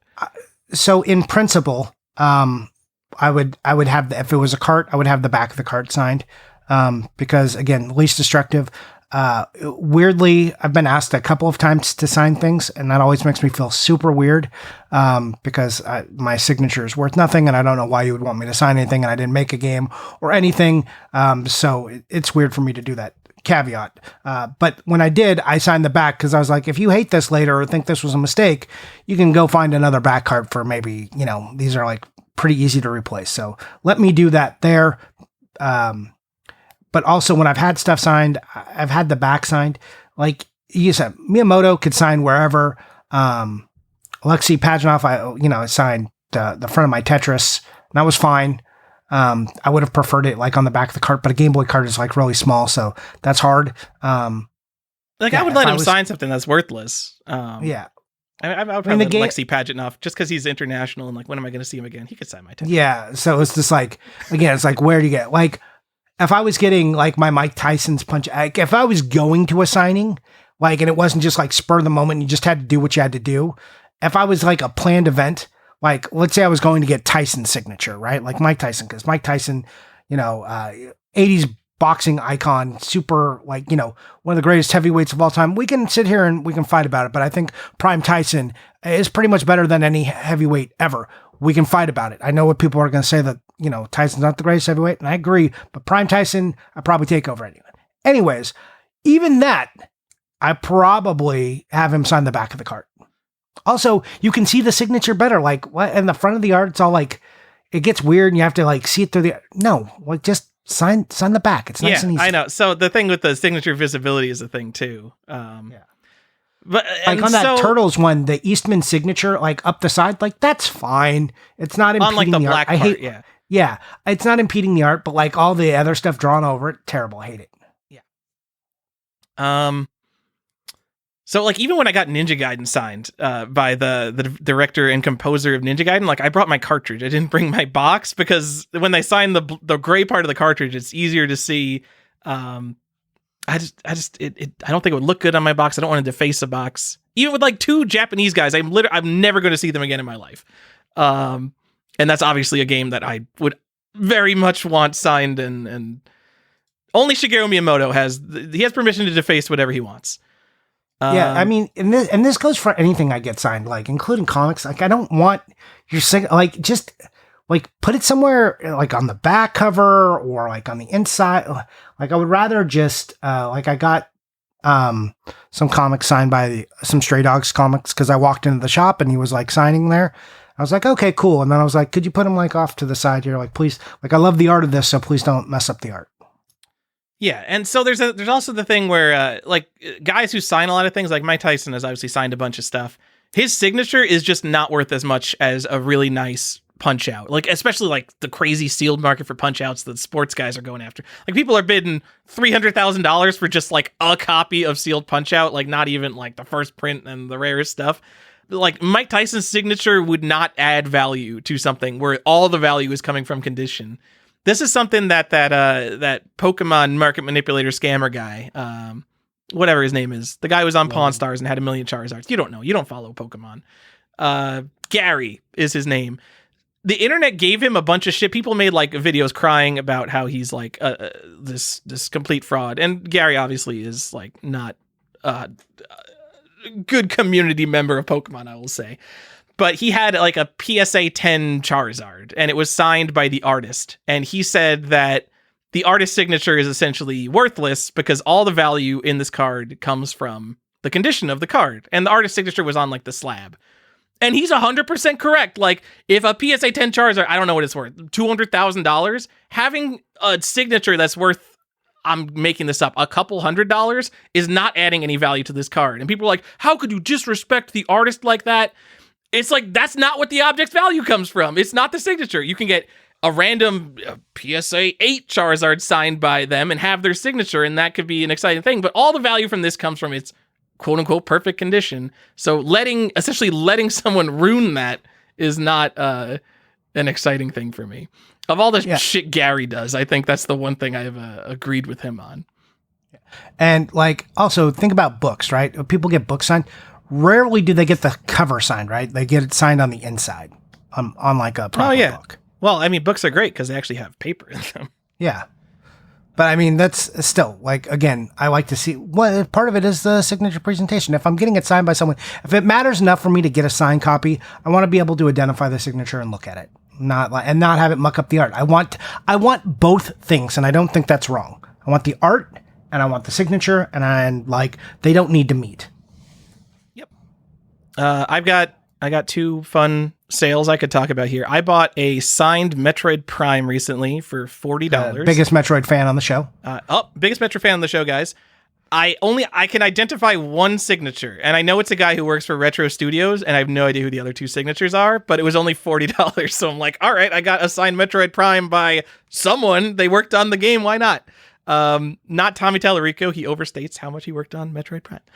I do have a signed Terminator on Sega CD by Tommy Tallarico. And then just recently, ended like yesterday, there was a signed Mother 1 for Famicom, signed by like 6 or 7 guys, like all over the cartridge and box. The box was in bad condition. If it had been like a mint signed Mother, I might have gone for it. But it went for like $600 or $700. And it seemed like I don't know where you get Japanese signatures. So if I was like the world's biggest Mother or Earthbound fan, like I 100% would have bid on that, just because like where am I ever going to get Japanese signatures from? So like I think that could be cool. It's just a bummer because of the condition. I just want to bring it up because it was something I just saw the other day. And that makes sense to me.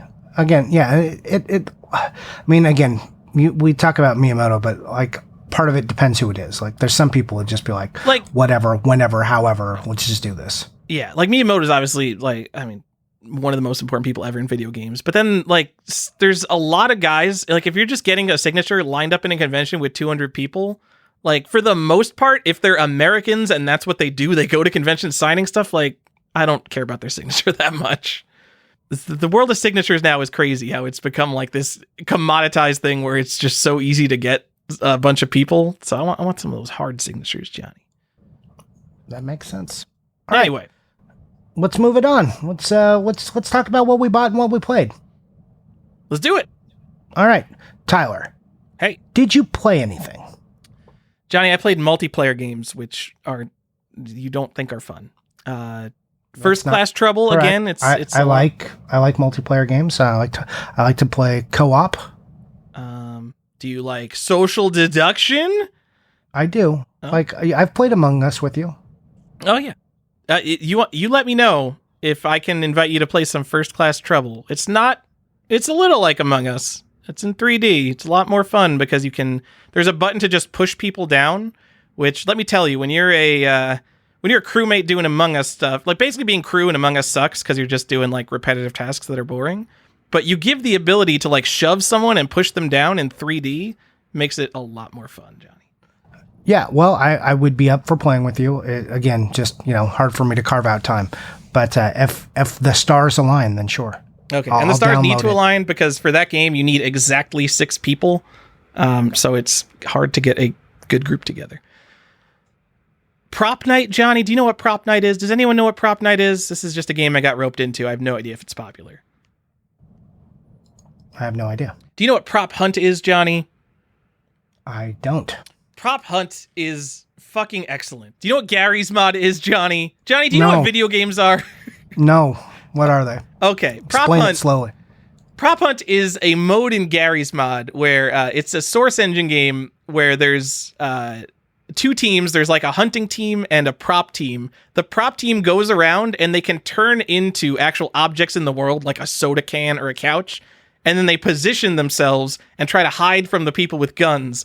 And the people with guns have to go around and shoot what they think are the prop people. And if they shoot the wrong things, they lose health. So they can only shoot things that are like clearly in the wrong position, or like you'll see them like running away.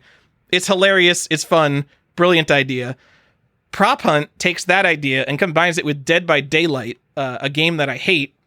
So the survivors have to run around and fix generators, which is the most boring mechanic in any game ever. They have to like run around to a generator and then just like hold the space bar on it for like a minute while it gets fixed. And it's like, oh, is the bad guy going to find me? I'm fixing a generator.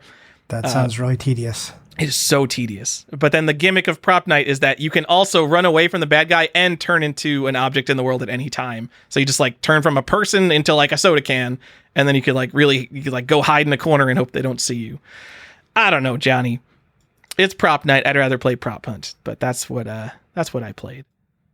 Okay. I played a little bit of Metroid. I played like 30 more minutes and then had to stop because my son was demanding I go to sleep. So I'm sorry, I don't have any good playing stories right now. That's terrible. Sad news. Yeah, I mean, you're such a fake gamer. You don't even play video games. I know. That's true. Like last night, I got some time to myself. And I was like, I could sit here and play Metroid, or I could watch the new James Bond movie. Like, my wife was gone, JD was gone. I went out and I got myself, like, some spicy chicken that my wife hates. So it was, like, good for me to get it while she was gone. I was like, all right, I'm just going to do this and watch James Bond. It's going to be excellent. And it's, like, a 3-hour movie, so. Ooh. It was that or Metroid. Like, I literally was like, what should I do? I'm like, I can play Metroid for an hour, but like, when am I going to have like 3 hours to watch James Bond? So I picked James Bond in that case. Okay. Was it good? But, I enjoyed it. Yeah. Like if you like James Bond stuff, I mean, it's been a while since I've been waiting for this movie since I think it was supposed to come out like last October. I would do like a refresher if you don't remember everything that happened in Spectre. So just like, I don't think I've seen Spectre. I'm out of date on James Bond. Is it still more like punching dudes in parkour, or is it they made it a little bit more spy shit now? Because I've seen they've been getting pretty good reviews. I just haven't gone back to it yet. Yeah, I think Spectre is like more of the spy. I mean, it's definitely in the vein of Daniel Craig, James Bond, but this is the end of the series, so okay. But definitely you have to watch Spectre, so or you will be confused. Sorry, that's not like video game stuff. Yeah, didn't play anything. Tyler, what'd you buy? Since we already did the what'd you play, so what'd you buy? Johnny, I bought a complete in box Mountain King for the Atari 2600. Nice. A game I played a lot of, and I didn't have a copy of, and I didn't realize that I couldn't just like go buy one. So I waited for one to come up. It's like $50. I got a Radio Shack electronic TV scoreboard. Not the first print, Johnny. This is a Pong console. Came out, I think, in 1976 or 1977. It's got to be one of the more popular Pong consoles because I recognize the shape of it. It's got these weird, like, remotes. I mean, I guess they all have, like, remotes with, like, a dial on them. But I don't know. I recognize the shape of it. This variant also came with a light gun. And the whole thing, it was, like, $30, complete in box. I'm like, God, I should buy more Pong consoles. These are fucking awesome. They're totally YOLO. Just bought it. I don't even know. Let me talk to you. No, Tyler, no. No? I think it's cool. Considering how cheap it is, like a complete in box, like this 40-year-old thing, more than 40 years old. It's so cool. Tyler. It's so cheap. No. I don't have room for more of them, but I don't even, there's no way I was looking for a Radio Shack electronic TV scoreboard. It must have come up when I was searching for something related to Radio Shack or Pong, and I'm like, oh, what's this? It comes with a light gun? Ooh. Johnny, let me tell you the best thing I got. That wasn't it. I completed a copy of A2FS1 for the Apple II. I've been looking so long for the correct manual. Please start talking about Pong again. Jesus. A2FS1, Apple II Flight Simulator 1. It is the predecessor to the Microsoft Flight Simulator series. So one of my favorite things in my collection is my Microsoft Flight Simulator 1.0. Just Microsoft Flight Simulator, huge part of my childhood. I played so goddamn much Flight Simulator. A2FS1 was made by Sublogic, who Microsoft bought this game and turned it into Microsoft Flight Simulator. It's a baggy Apple II game, and there's like 5 different manual variants, and there's like a cassette variant versus a later disc variant. On eBay, randomly, I've been searching for this for so long. A bad condition early print manual came up. So there's a manual that has a wireframe airplane on it that comes in like 4 different colors. That's the earliest prints. And then there's a manual that shows a picture of an Apple II computer that is later prints, Johnny. And a terrible condition wireframe manual came up, which I've been looking for so long. It was like $30. Obviously slammed by it now on that. And then immediately I just went and I bought an overpriced version. It was like $150 that had the later manual. Put them together. Bam. I've got an early print of A2FS1, Johnny. Hey, Tyler, congrats. You did it, man. You did it. Woo! All right. Yeah. Yeah. Now I just got to upgrade all my components. Man, I've never played this in my life. I don't know. Okay. Johnny, I got the yellow manual for anyone wondering. I believe there's also a blue and a green, maybe one other color. We and all of those are earlier and rarer. And the story is like, we just went to the printers and whatever the cheapest paper color was, that's what we printed it on. I want you to know we've talked about this before on the show. That we've talked about A2FS1 and these manuals. When did we bring this up?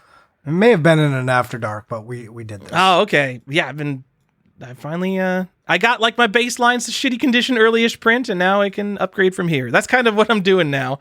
I'm buying everything that's not nailed down and then worrying about getting like, the earliest best condition stuff later, Johnny. Because obviously, as we say on Collector's Quest, everything only goes up forever, and that's how it will always be. Yeah, everything.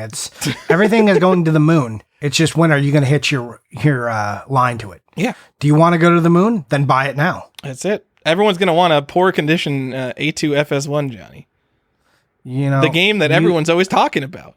You should probably hold on to it so you can sell it for the big dollars later. Yeah. Like my baggie is dirty. Like it's just it's a real shit show. I'm going to try to ultrasonic clean it, but the baggie has a sticker on it. Like I don't want that sticker to fall off. You know, it sounds like you're living a rough life. I'm sorry. You know what, Johnny? I care more about having the object than the condition. So you got to get that thing. Me too. First. Then you can upgrade it. All right. Well, that can't be the only things you bought. Is that it? That's pretty much it. I bought a lot of stuff from the UK and Japan that hasn't arrived yet. So I like having it in my hands before I talk about it. I get that. All right. Shall I tell you what I bought? Yeah. I bought some stuff that's just going to make you want to scream and die. Oh, great. Yeah, cool. So I bought Cyborg Girl on the PC. Why? MS-DOS 3.5. You know, it's the absolute ultimate in PC pinball. Why wouldn't I buy it? That's so weird. What even led you to down that rabbit? Did you just search for PC big box and sort by cheapest and buy like, Cyber? No, I totally didn't buy that, but I knew you would know what it was, so I just wanted to bring it up. Yeah, there's this series they're of like pinball $10. games. Yeah, and like it's $10. Like famously, there's just tons of these new old stock pinball games. I don't even remember who made them, but like Cybergirl is one of them. And you maybe not anymore. Maybe they're closer to $20, but like $7 shipped all day for this weird new old stuff. Epic Mega Games. Oh, it's an Epic game. All right, I didn't know that. Yeah. Anyway, what did you actually buy? What did I actually buy? Stuff you're still gonna hate. Hey, do you remember Super Mario Odyssey? That old gem. They made a Super Mario game for Odyssey. Is this like a homebrew on the Nintendo Switch? Oh, yeah. Super Mario Odyssey. So remember those dumb big boxes they made for three games? Zelda. So they made these games, right? These are like reprints of the games.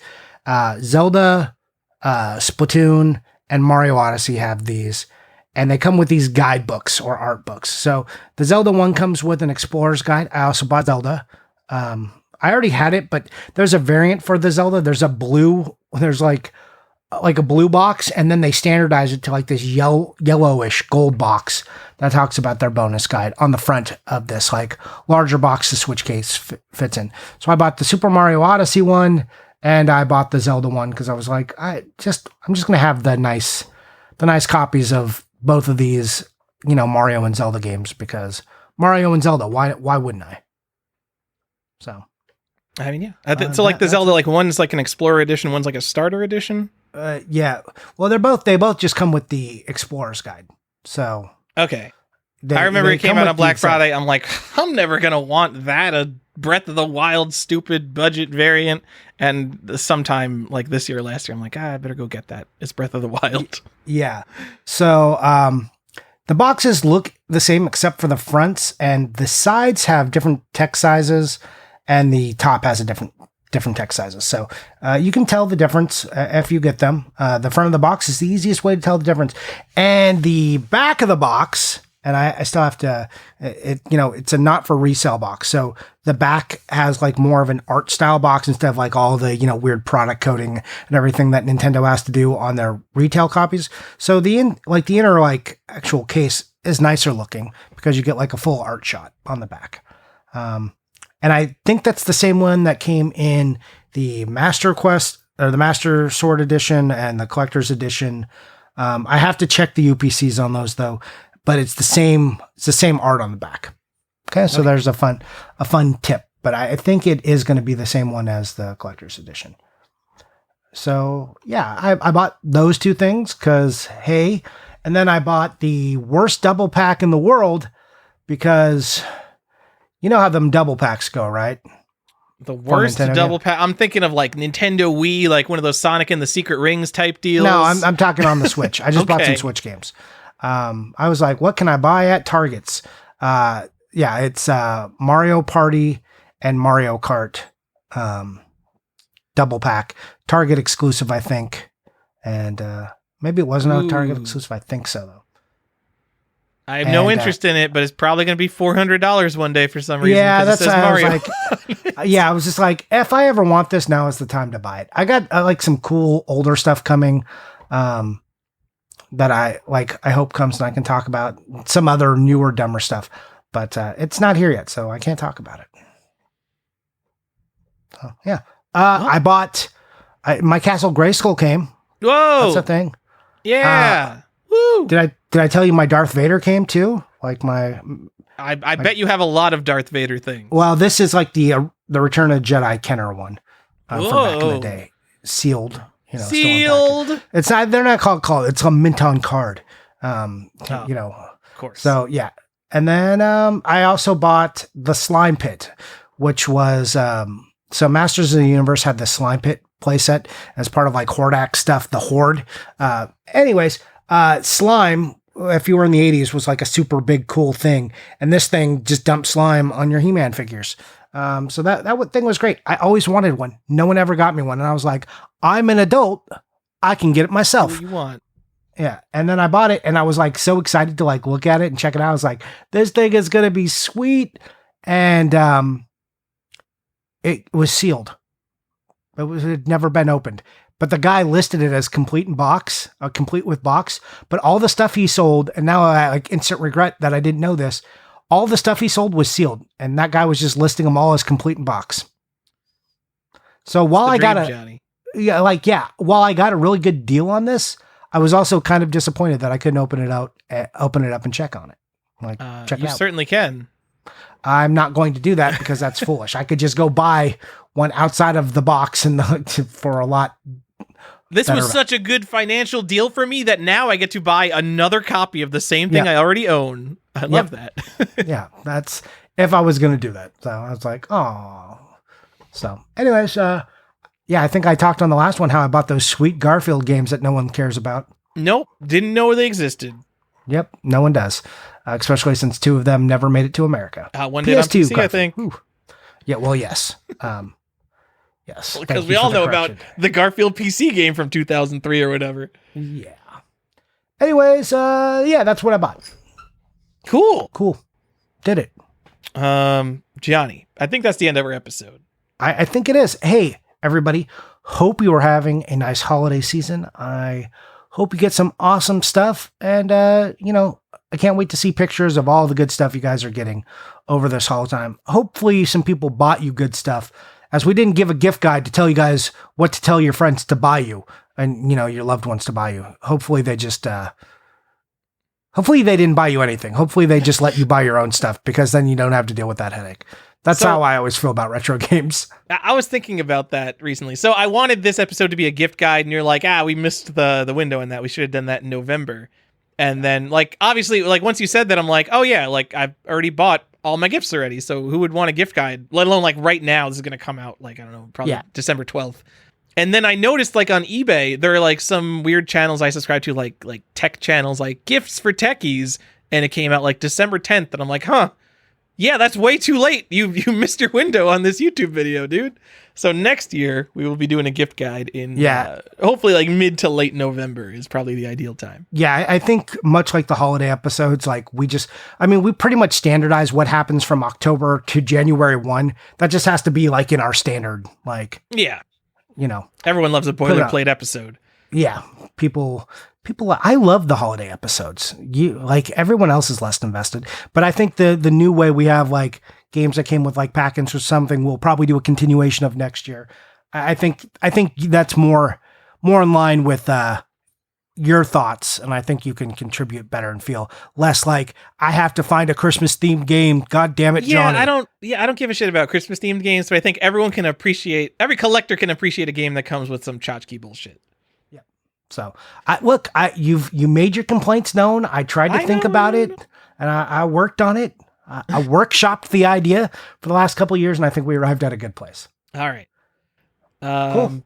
What's our next episode, Johnny? Is our next episode going to be the year-end review? Because people do that in December for some reason when it makes no sense. But yeah, I think the next one is the year-end review, and it'll come out January-ish, 1st, 2nd, 3rd, something like that. Oh, we're taking a Christmas break?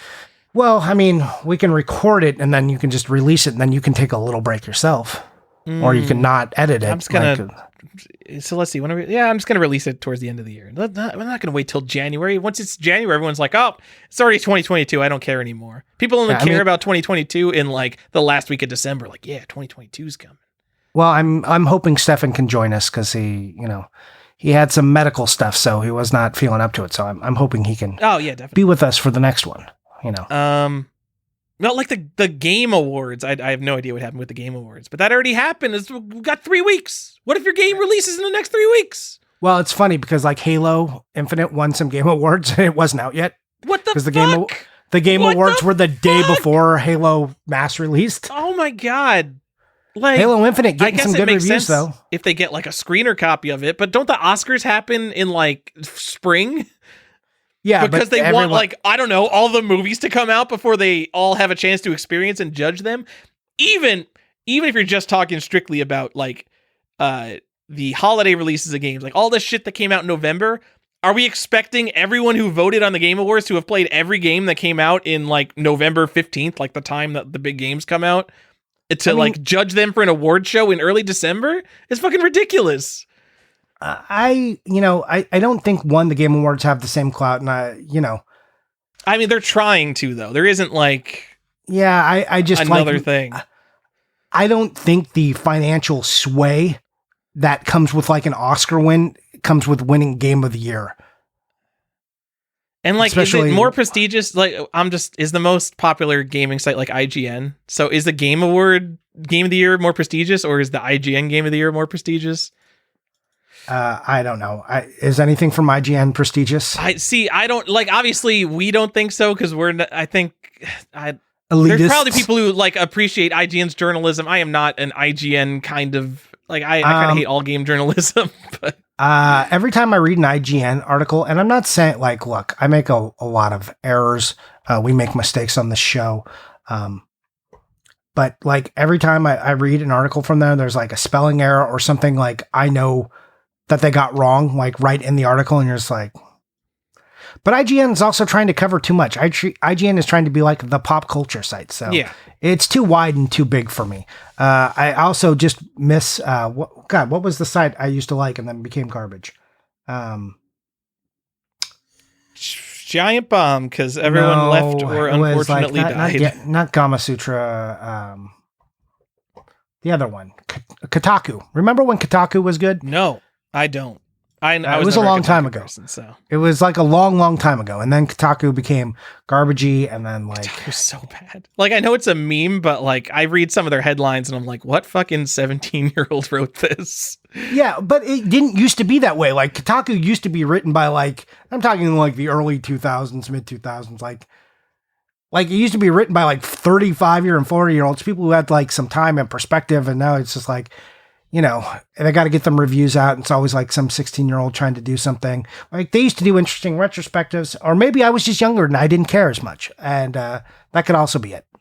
But yeah. I feel like maybe it's just like a thing of getting older though. But when I was like, I don't know, 15 and I was consuming like all of the video game content because I'm like, oh my God, the internet, everything is on the internet.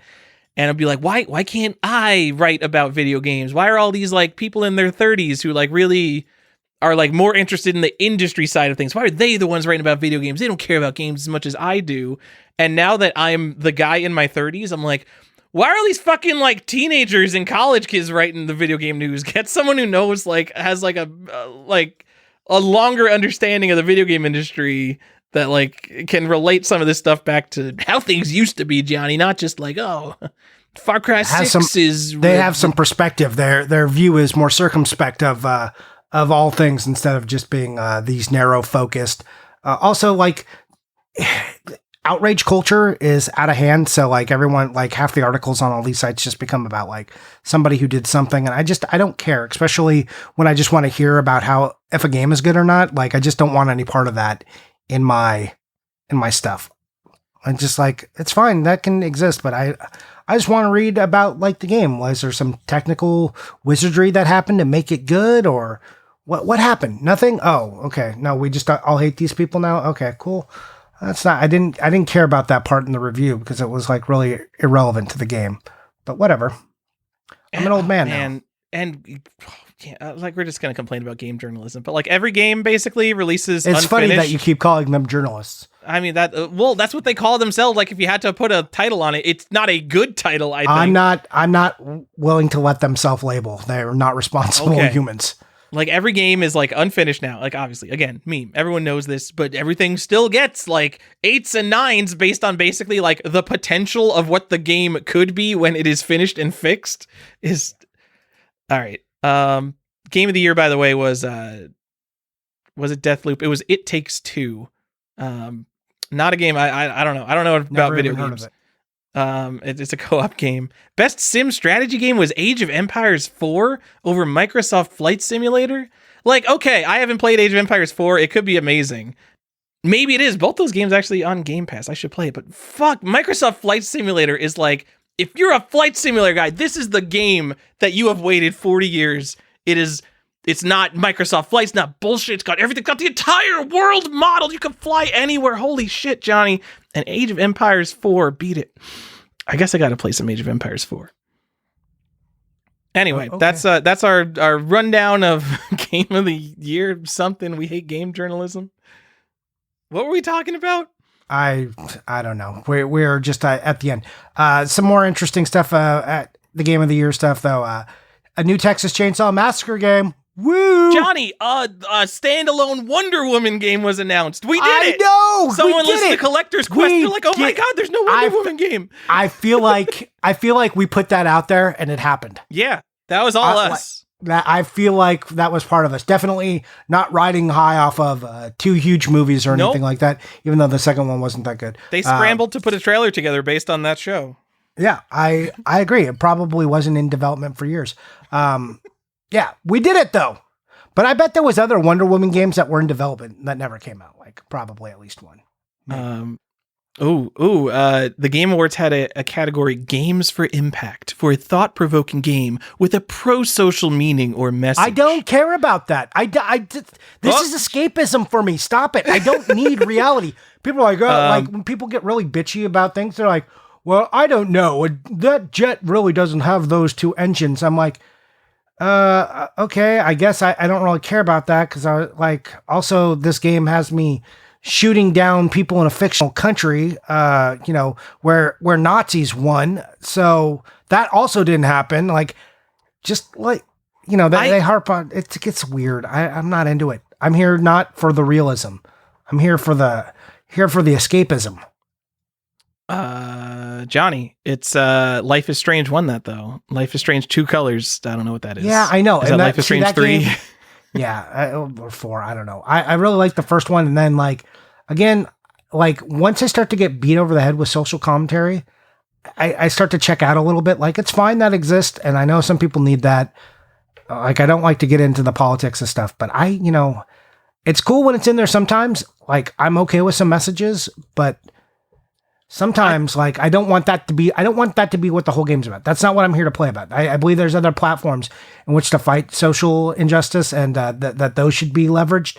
And I feel like the mostly white dudes making games still, because the gaming industry is still largely dominated by single white men, probably isn't the most wokest, best proponents of change.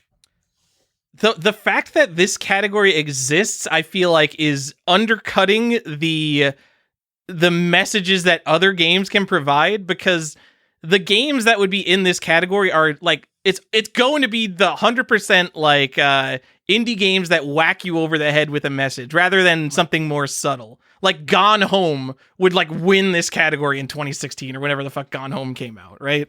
Would it? Gone Home was so good. I like Gone Home. I mean, no, Gone Home was good, but like the entire game is just like a 30-minute like thought-provoking message type thing. And so, or like Life is Strange or something like that. That's like just 100% hitting you over the head with story and meaning and stuff. So I can't even think of like a more subtle thing. I feel like it's just like it's taking out the more subtle thing. The Witness, Johnny, 100% should win everything. Braid, Jonathan Blow, please. No. Please release physical media. Give me more of your games, Jonathan Blow. Hey, can I tell you something I am excited about, because I feel like I've just been too complaining over the last 10 minutes? Alan Wake 2. So excited for Alan Wake 2. Man, I love me some Alan Wake. Does that game already exist, or was that announced? That was announced. That was announced. Okay. All Alan right, Wake cool. 2. I'm so excited for Alan Wake 2. It's probably going to be 5 years. That's kind of a dig at the original Alan Wake, because it took so long to come out. Like, it was announced and everyone's like, man, that Alan Wake game looks great. And then like 7 years later, Alan Wake came out. Not that I was sitting around waiting for Alan Wake. More Cuphead was announced. That's cool. Yeah, Cuphead DLC. That's actually called like the downloadable. I don't forget what it's called. Dessert, delicious, lovers. The delicious last course. There we go. Got it. So because there's Cuphead DLC, so Cuphead, man, talk about a game that missed its window for physical media. Cuphead was red hot. They could have sold like a $75 comes with a plushie edition, and 1 million people would have bought it. I mean, they sold a bunch of stuff like that kind of did well. They sold tchotchkes. They sold like vinyl soundtracks. They sold a box that had a DLC code in it. I know none of that stuff would have sold as well as like an actual physical copy of Cuphead. Oh yeah, I like please put out a nice physical copy when this one comes out. So yeah, I'm hoping that we finally get like now the complete Cuphead experience. But even then, I think they're not going to hit that same window where Cuphead was like a fucking fire and everyone would have bought it. Maybe though. I don't know. Maybe this sells millions of copies and I'm wrong. But I mean, yeah, I hope just so. give it to me either way. Like the us hoping so, and if that is the reality, then that just means that the new Cuphead stuff is really great, which is a win, right? So I'm not sad about that. All right. Is Cuphead on anything? Is Cuphead only an Xbox game? I mean, I know it's a PC game too. I don't think I would buy a PC. No, you can play version. Cuphead on Switch, right? Oh, okay. Man, would I buy a Switch version? Yes, because it's Nintendo. I don't know. Cuphead feels like an Xbox PC game to me. I know it's Nintendo. Fuck. Why does Nintendo just stop putting games on Switch? I hate that I have to by default buy like a worse or less original version of the game, but it says Nintendo, so it's the most collectible version. Right. I hate that too. I wish the Xbox games like Cuphead were just say Xbox exclusives or like PlayStation exclusives, right? And not come to the Switch, because the minute it comes to the Switch, I'm like, oh man, now I got to consider it again. And like, if I only have to pick one copy, it's like, especially like if it's new, like I'm going to pay like the $40 for the Switch version, because I know the Xbox one will be on sale for like $14 one day, and the Nintendo one, especially if it's it's always going to be like $30. It's just like, it doesn't financially make sense to buy this one. I got this dumbass Stardew Valley thing for Switch, a game I will never play on Switch. I'm going to get the Undertale. I'm just going to get that Undertale limited edition, but it's a game I've only ever played on PC, but I'm going to get the Switch version, which is stupid. Why am I doing it? It makes no sense. But I'm just going to get the Switch version, I guess. Don't forget Hollow Knight. Get your Hollow Knight. Is that still a thing? I see. I've never played Hollow Knight, so I don't really care. Good. It's in my Steam library, though. Go play it. All right. Let's wrap this up. Hey, Tyler, where can they find you? I'm on, I guess I'm on Instagram, Johnny. And I'm on the video game stage. I'm Default Gen, Default Gen. And you can find me at Johnny_Ayuchi, and that is on Instagram, or you can find me as a host in our Patreon. So find us on Patreon, patreon.com/collectorsquest, where you can join for as little as $2 or as much as $6, but really $4 is that sweet spot. So stop joining the $6 tier. I appreciate it, guys, but I don't feel like we're really delivering anything at the $6 level. We already shilled the Patreon. There's something else that came up, so shut up. We're e-beggars at this point. Stop it. Oh, was telling people not to, where to put their money if they were going to. And don't forget our other host, The Art of NP. That's Stefan, and you can find him at The Art of NP, and he will be at the SoCal Retro Gaming Expo. And be sure to check him out on Twitter under The Art of Nintendo Power, but you can search Art of NP and also find him. And on Instagram, but his Instagram one, just so you know, he uses that pretty liberally, so you will also find, not game stuff there. So if that really turns you off, just know that that's also a personal account for him. That's it for the show. Thanks for listening. We appreciate you, and I hope your holidays are merry and bright. That's it. Bye. That is our show. If you caught what we got wrong this week, you are this week's lucky winner. I said there were 5 silent service games. There are 2 silent service games. There are 5 silent hunter games, meaning there are at least 7 submarine simulation games on PC that start with the word silent. Thank you to 8-Bit, APE-Bit, like the monkey, for our intro music, 8bit.bandcamp.com. And thank you to our patrons, Richard, patron number 1, Bowden, Canadian variant alert, Chris Glidden, Nintendo World Champion, Daniel Jacksvik, High-End Collector, Andrew Brim, 50 Hertz is good enough for me, Andre, Ben Parker, a bad enough dude to rescue the president, Video Games Were Meant to Be Slab, Brandon Ackley, Brian Gupta, and Pocky and Rocky with Becky, Mint Condition, Brian J. Mora, the Strictly Limited Super Rare Bruno, Fat Cat Collector, Chris Jackson, Chris SNK, Too Many NES Accessories, Morozek, Johnny's GBA Hookup, Coffee with Mr. Saturn, Playing with Power, Connor Strange, The Last Game You Need for the Set, Corey O'Brien, Unpunched Hang Tab, Dustin Beagle, He Has Returned to Judge This City, Eric Addison, Man of Nintendo in the World of Nintendo, Funky Brewster, The Actual Shinobi, Jasonic the Kid, Jeff the Game Boy Ferris, Red Pyramid Thing, Jonathan Shados, The Nintendo Tape Archivist, Joseph Leo, Lance, Lord Hardstyle Z, The Degenerate, Matt Fall, Mr. CIB, Get Your Loose Genesis Carts Out of Here, Funkoland Employee, Platform Agnostic, Red the Game Shark. The Famicom Box, retro game enthusiast, definitely the only guy listening to this episode who cares about Topples It. They can be ghosts and goblins twice, Chefish, vintage video game connoisseur who knows they're better than modern games, The Fuzzy, Sean, the Gamer Collective, the New Craft, who could beat Mega Man without the pause trick, got 2 nicknames of people beating hard games now. Alright, you guys are just super good gamers. Previously unknown variant, Tim Walker, from the internet, Todd Fisher, Can't Put Limits on Collecting, VG Collectaholic, The Millennium, Will Joe, Keeper of the Zelda variant, 0x Def Code, getting the full PS2 set because Stefan won't, all caps, what a 9.8, A++ Benji, the actually rare Bird Dog Gaming, Brandon Rogers, whose favorite episode is the wrestling episode, dropping the Mario 64 Penguin off the map, Brandon Chacker, still finding deals in 2021, Colton Murphy, a winner is him, David Green, Derek Lauer, who made me edit this show, Don Libby, the hero of time, actually understands the Zelda timeline, Jeff Pierce,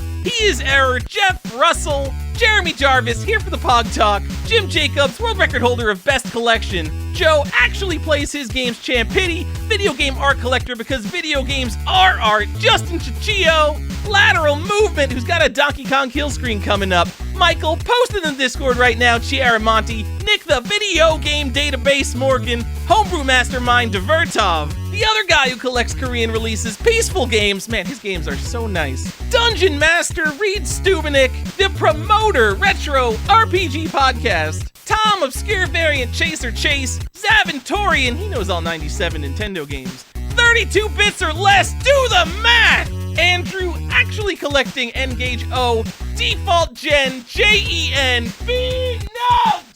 Chesno, all your base are belong to him. Colby, he is Sinistar. Corhagen does what Nintendo don't. Daniel McArdle, who thought this was the Retronauts Patreon. The Modern Database, Danny Gomez.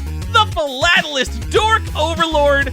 My childhood PlayStation idol, Game-Rave.com. Joseph Rogers got 50,000 on Double Dragon, another god gamer. Collector of everything, including Atari, Kalen McAteer, Sam, Sega Mark III, Marks, and Sean the Video Game Illuminati LaCroix. Thank you guys so much.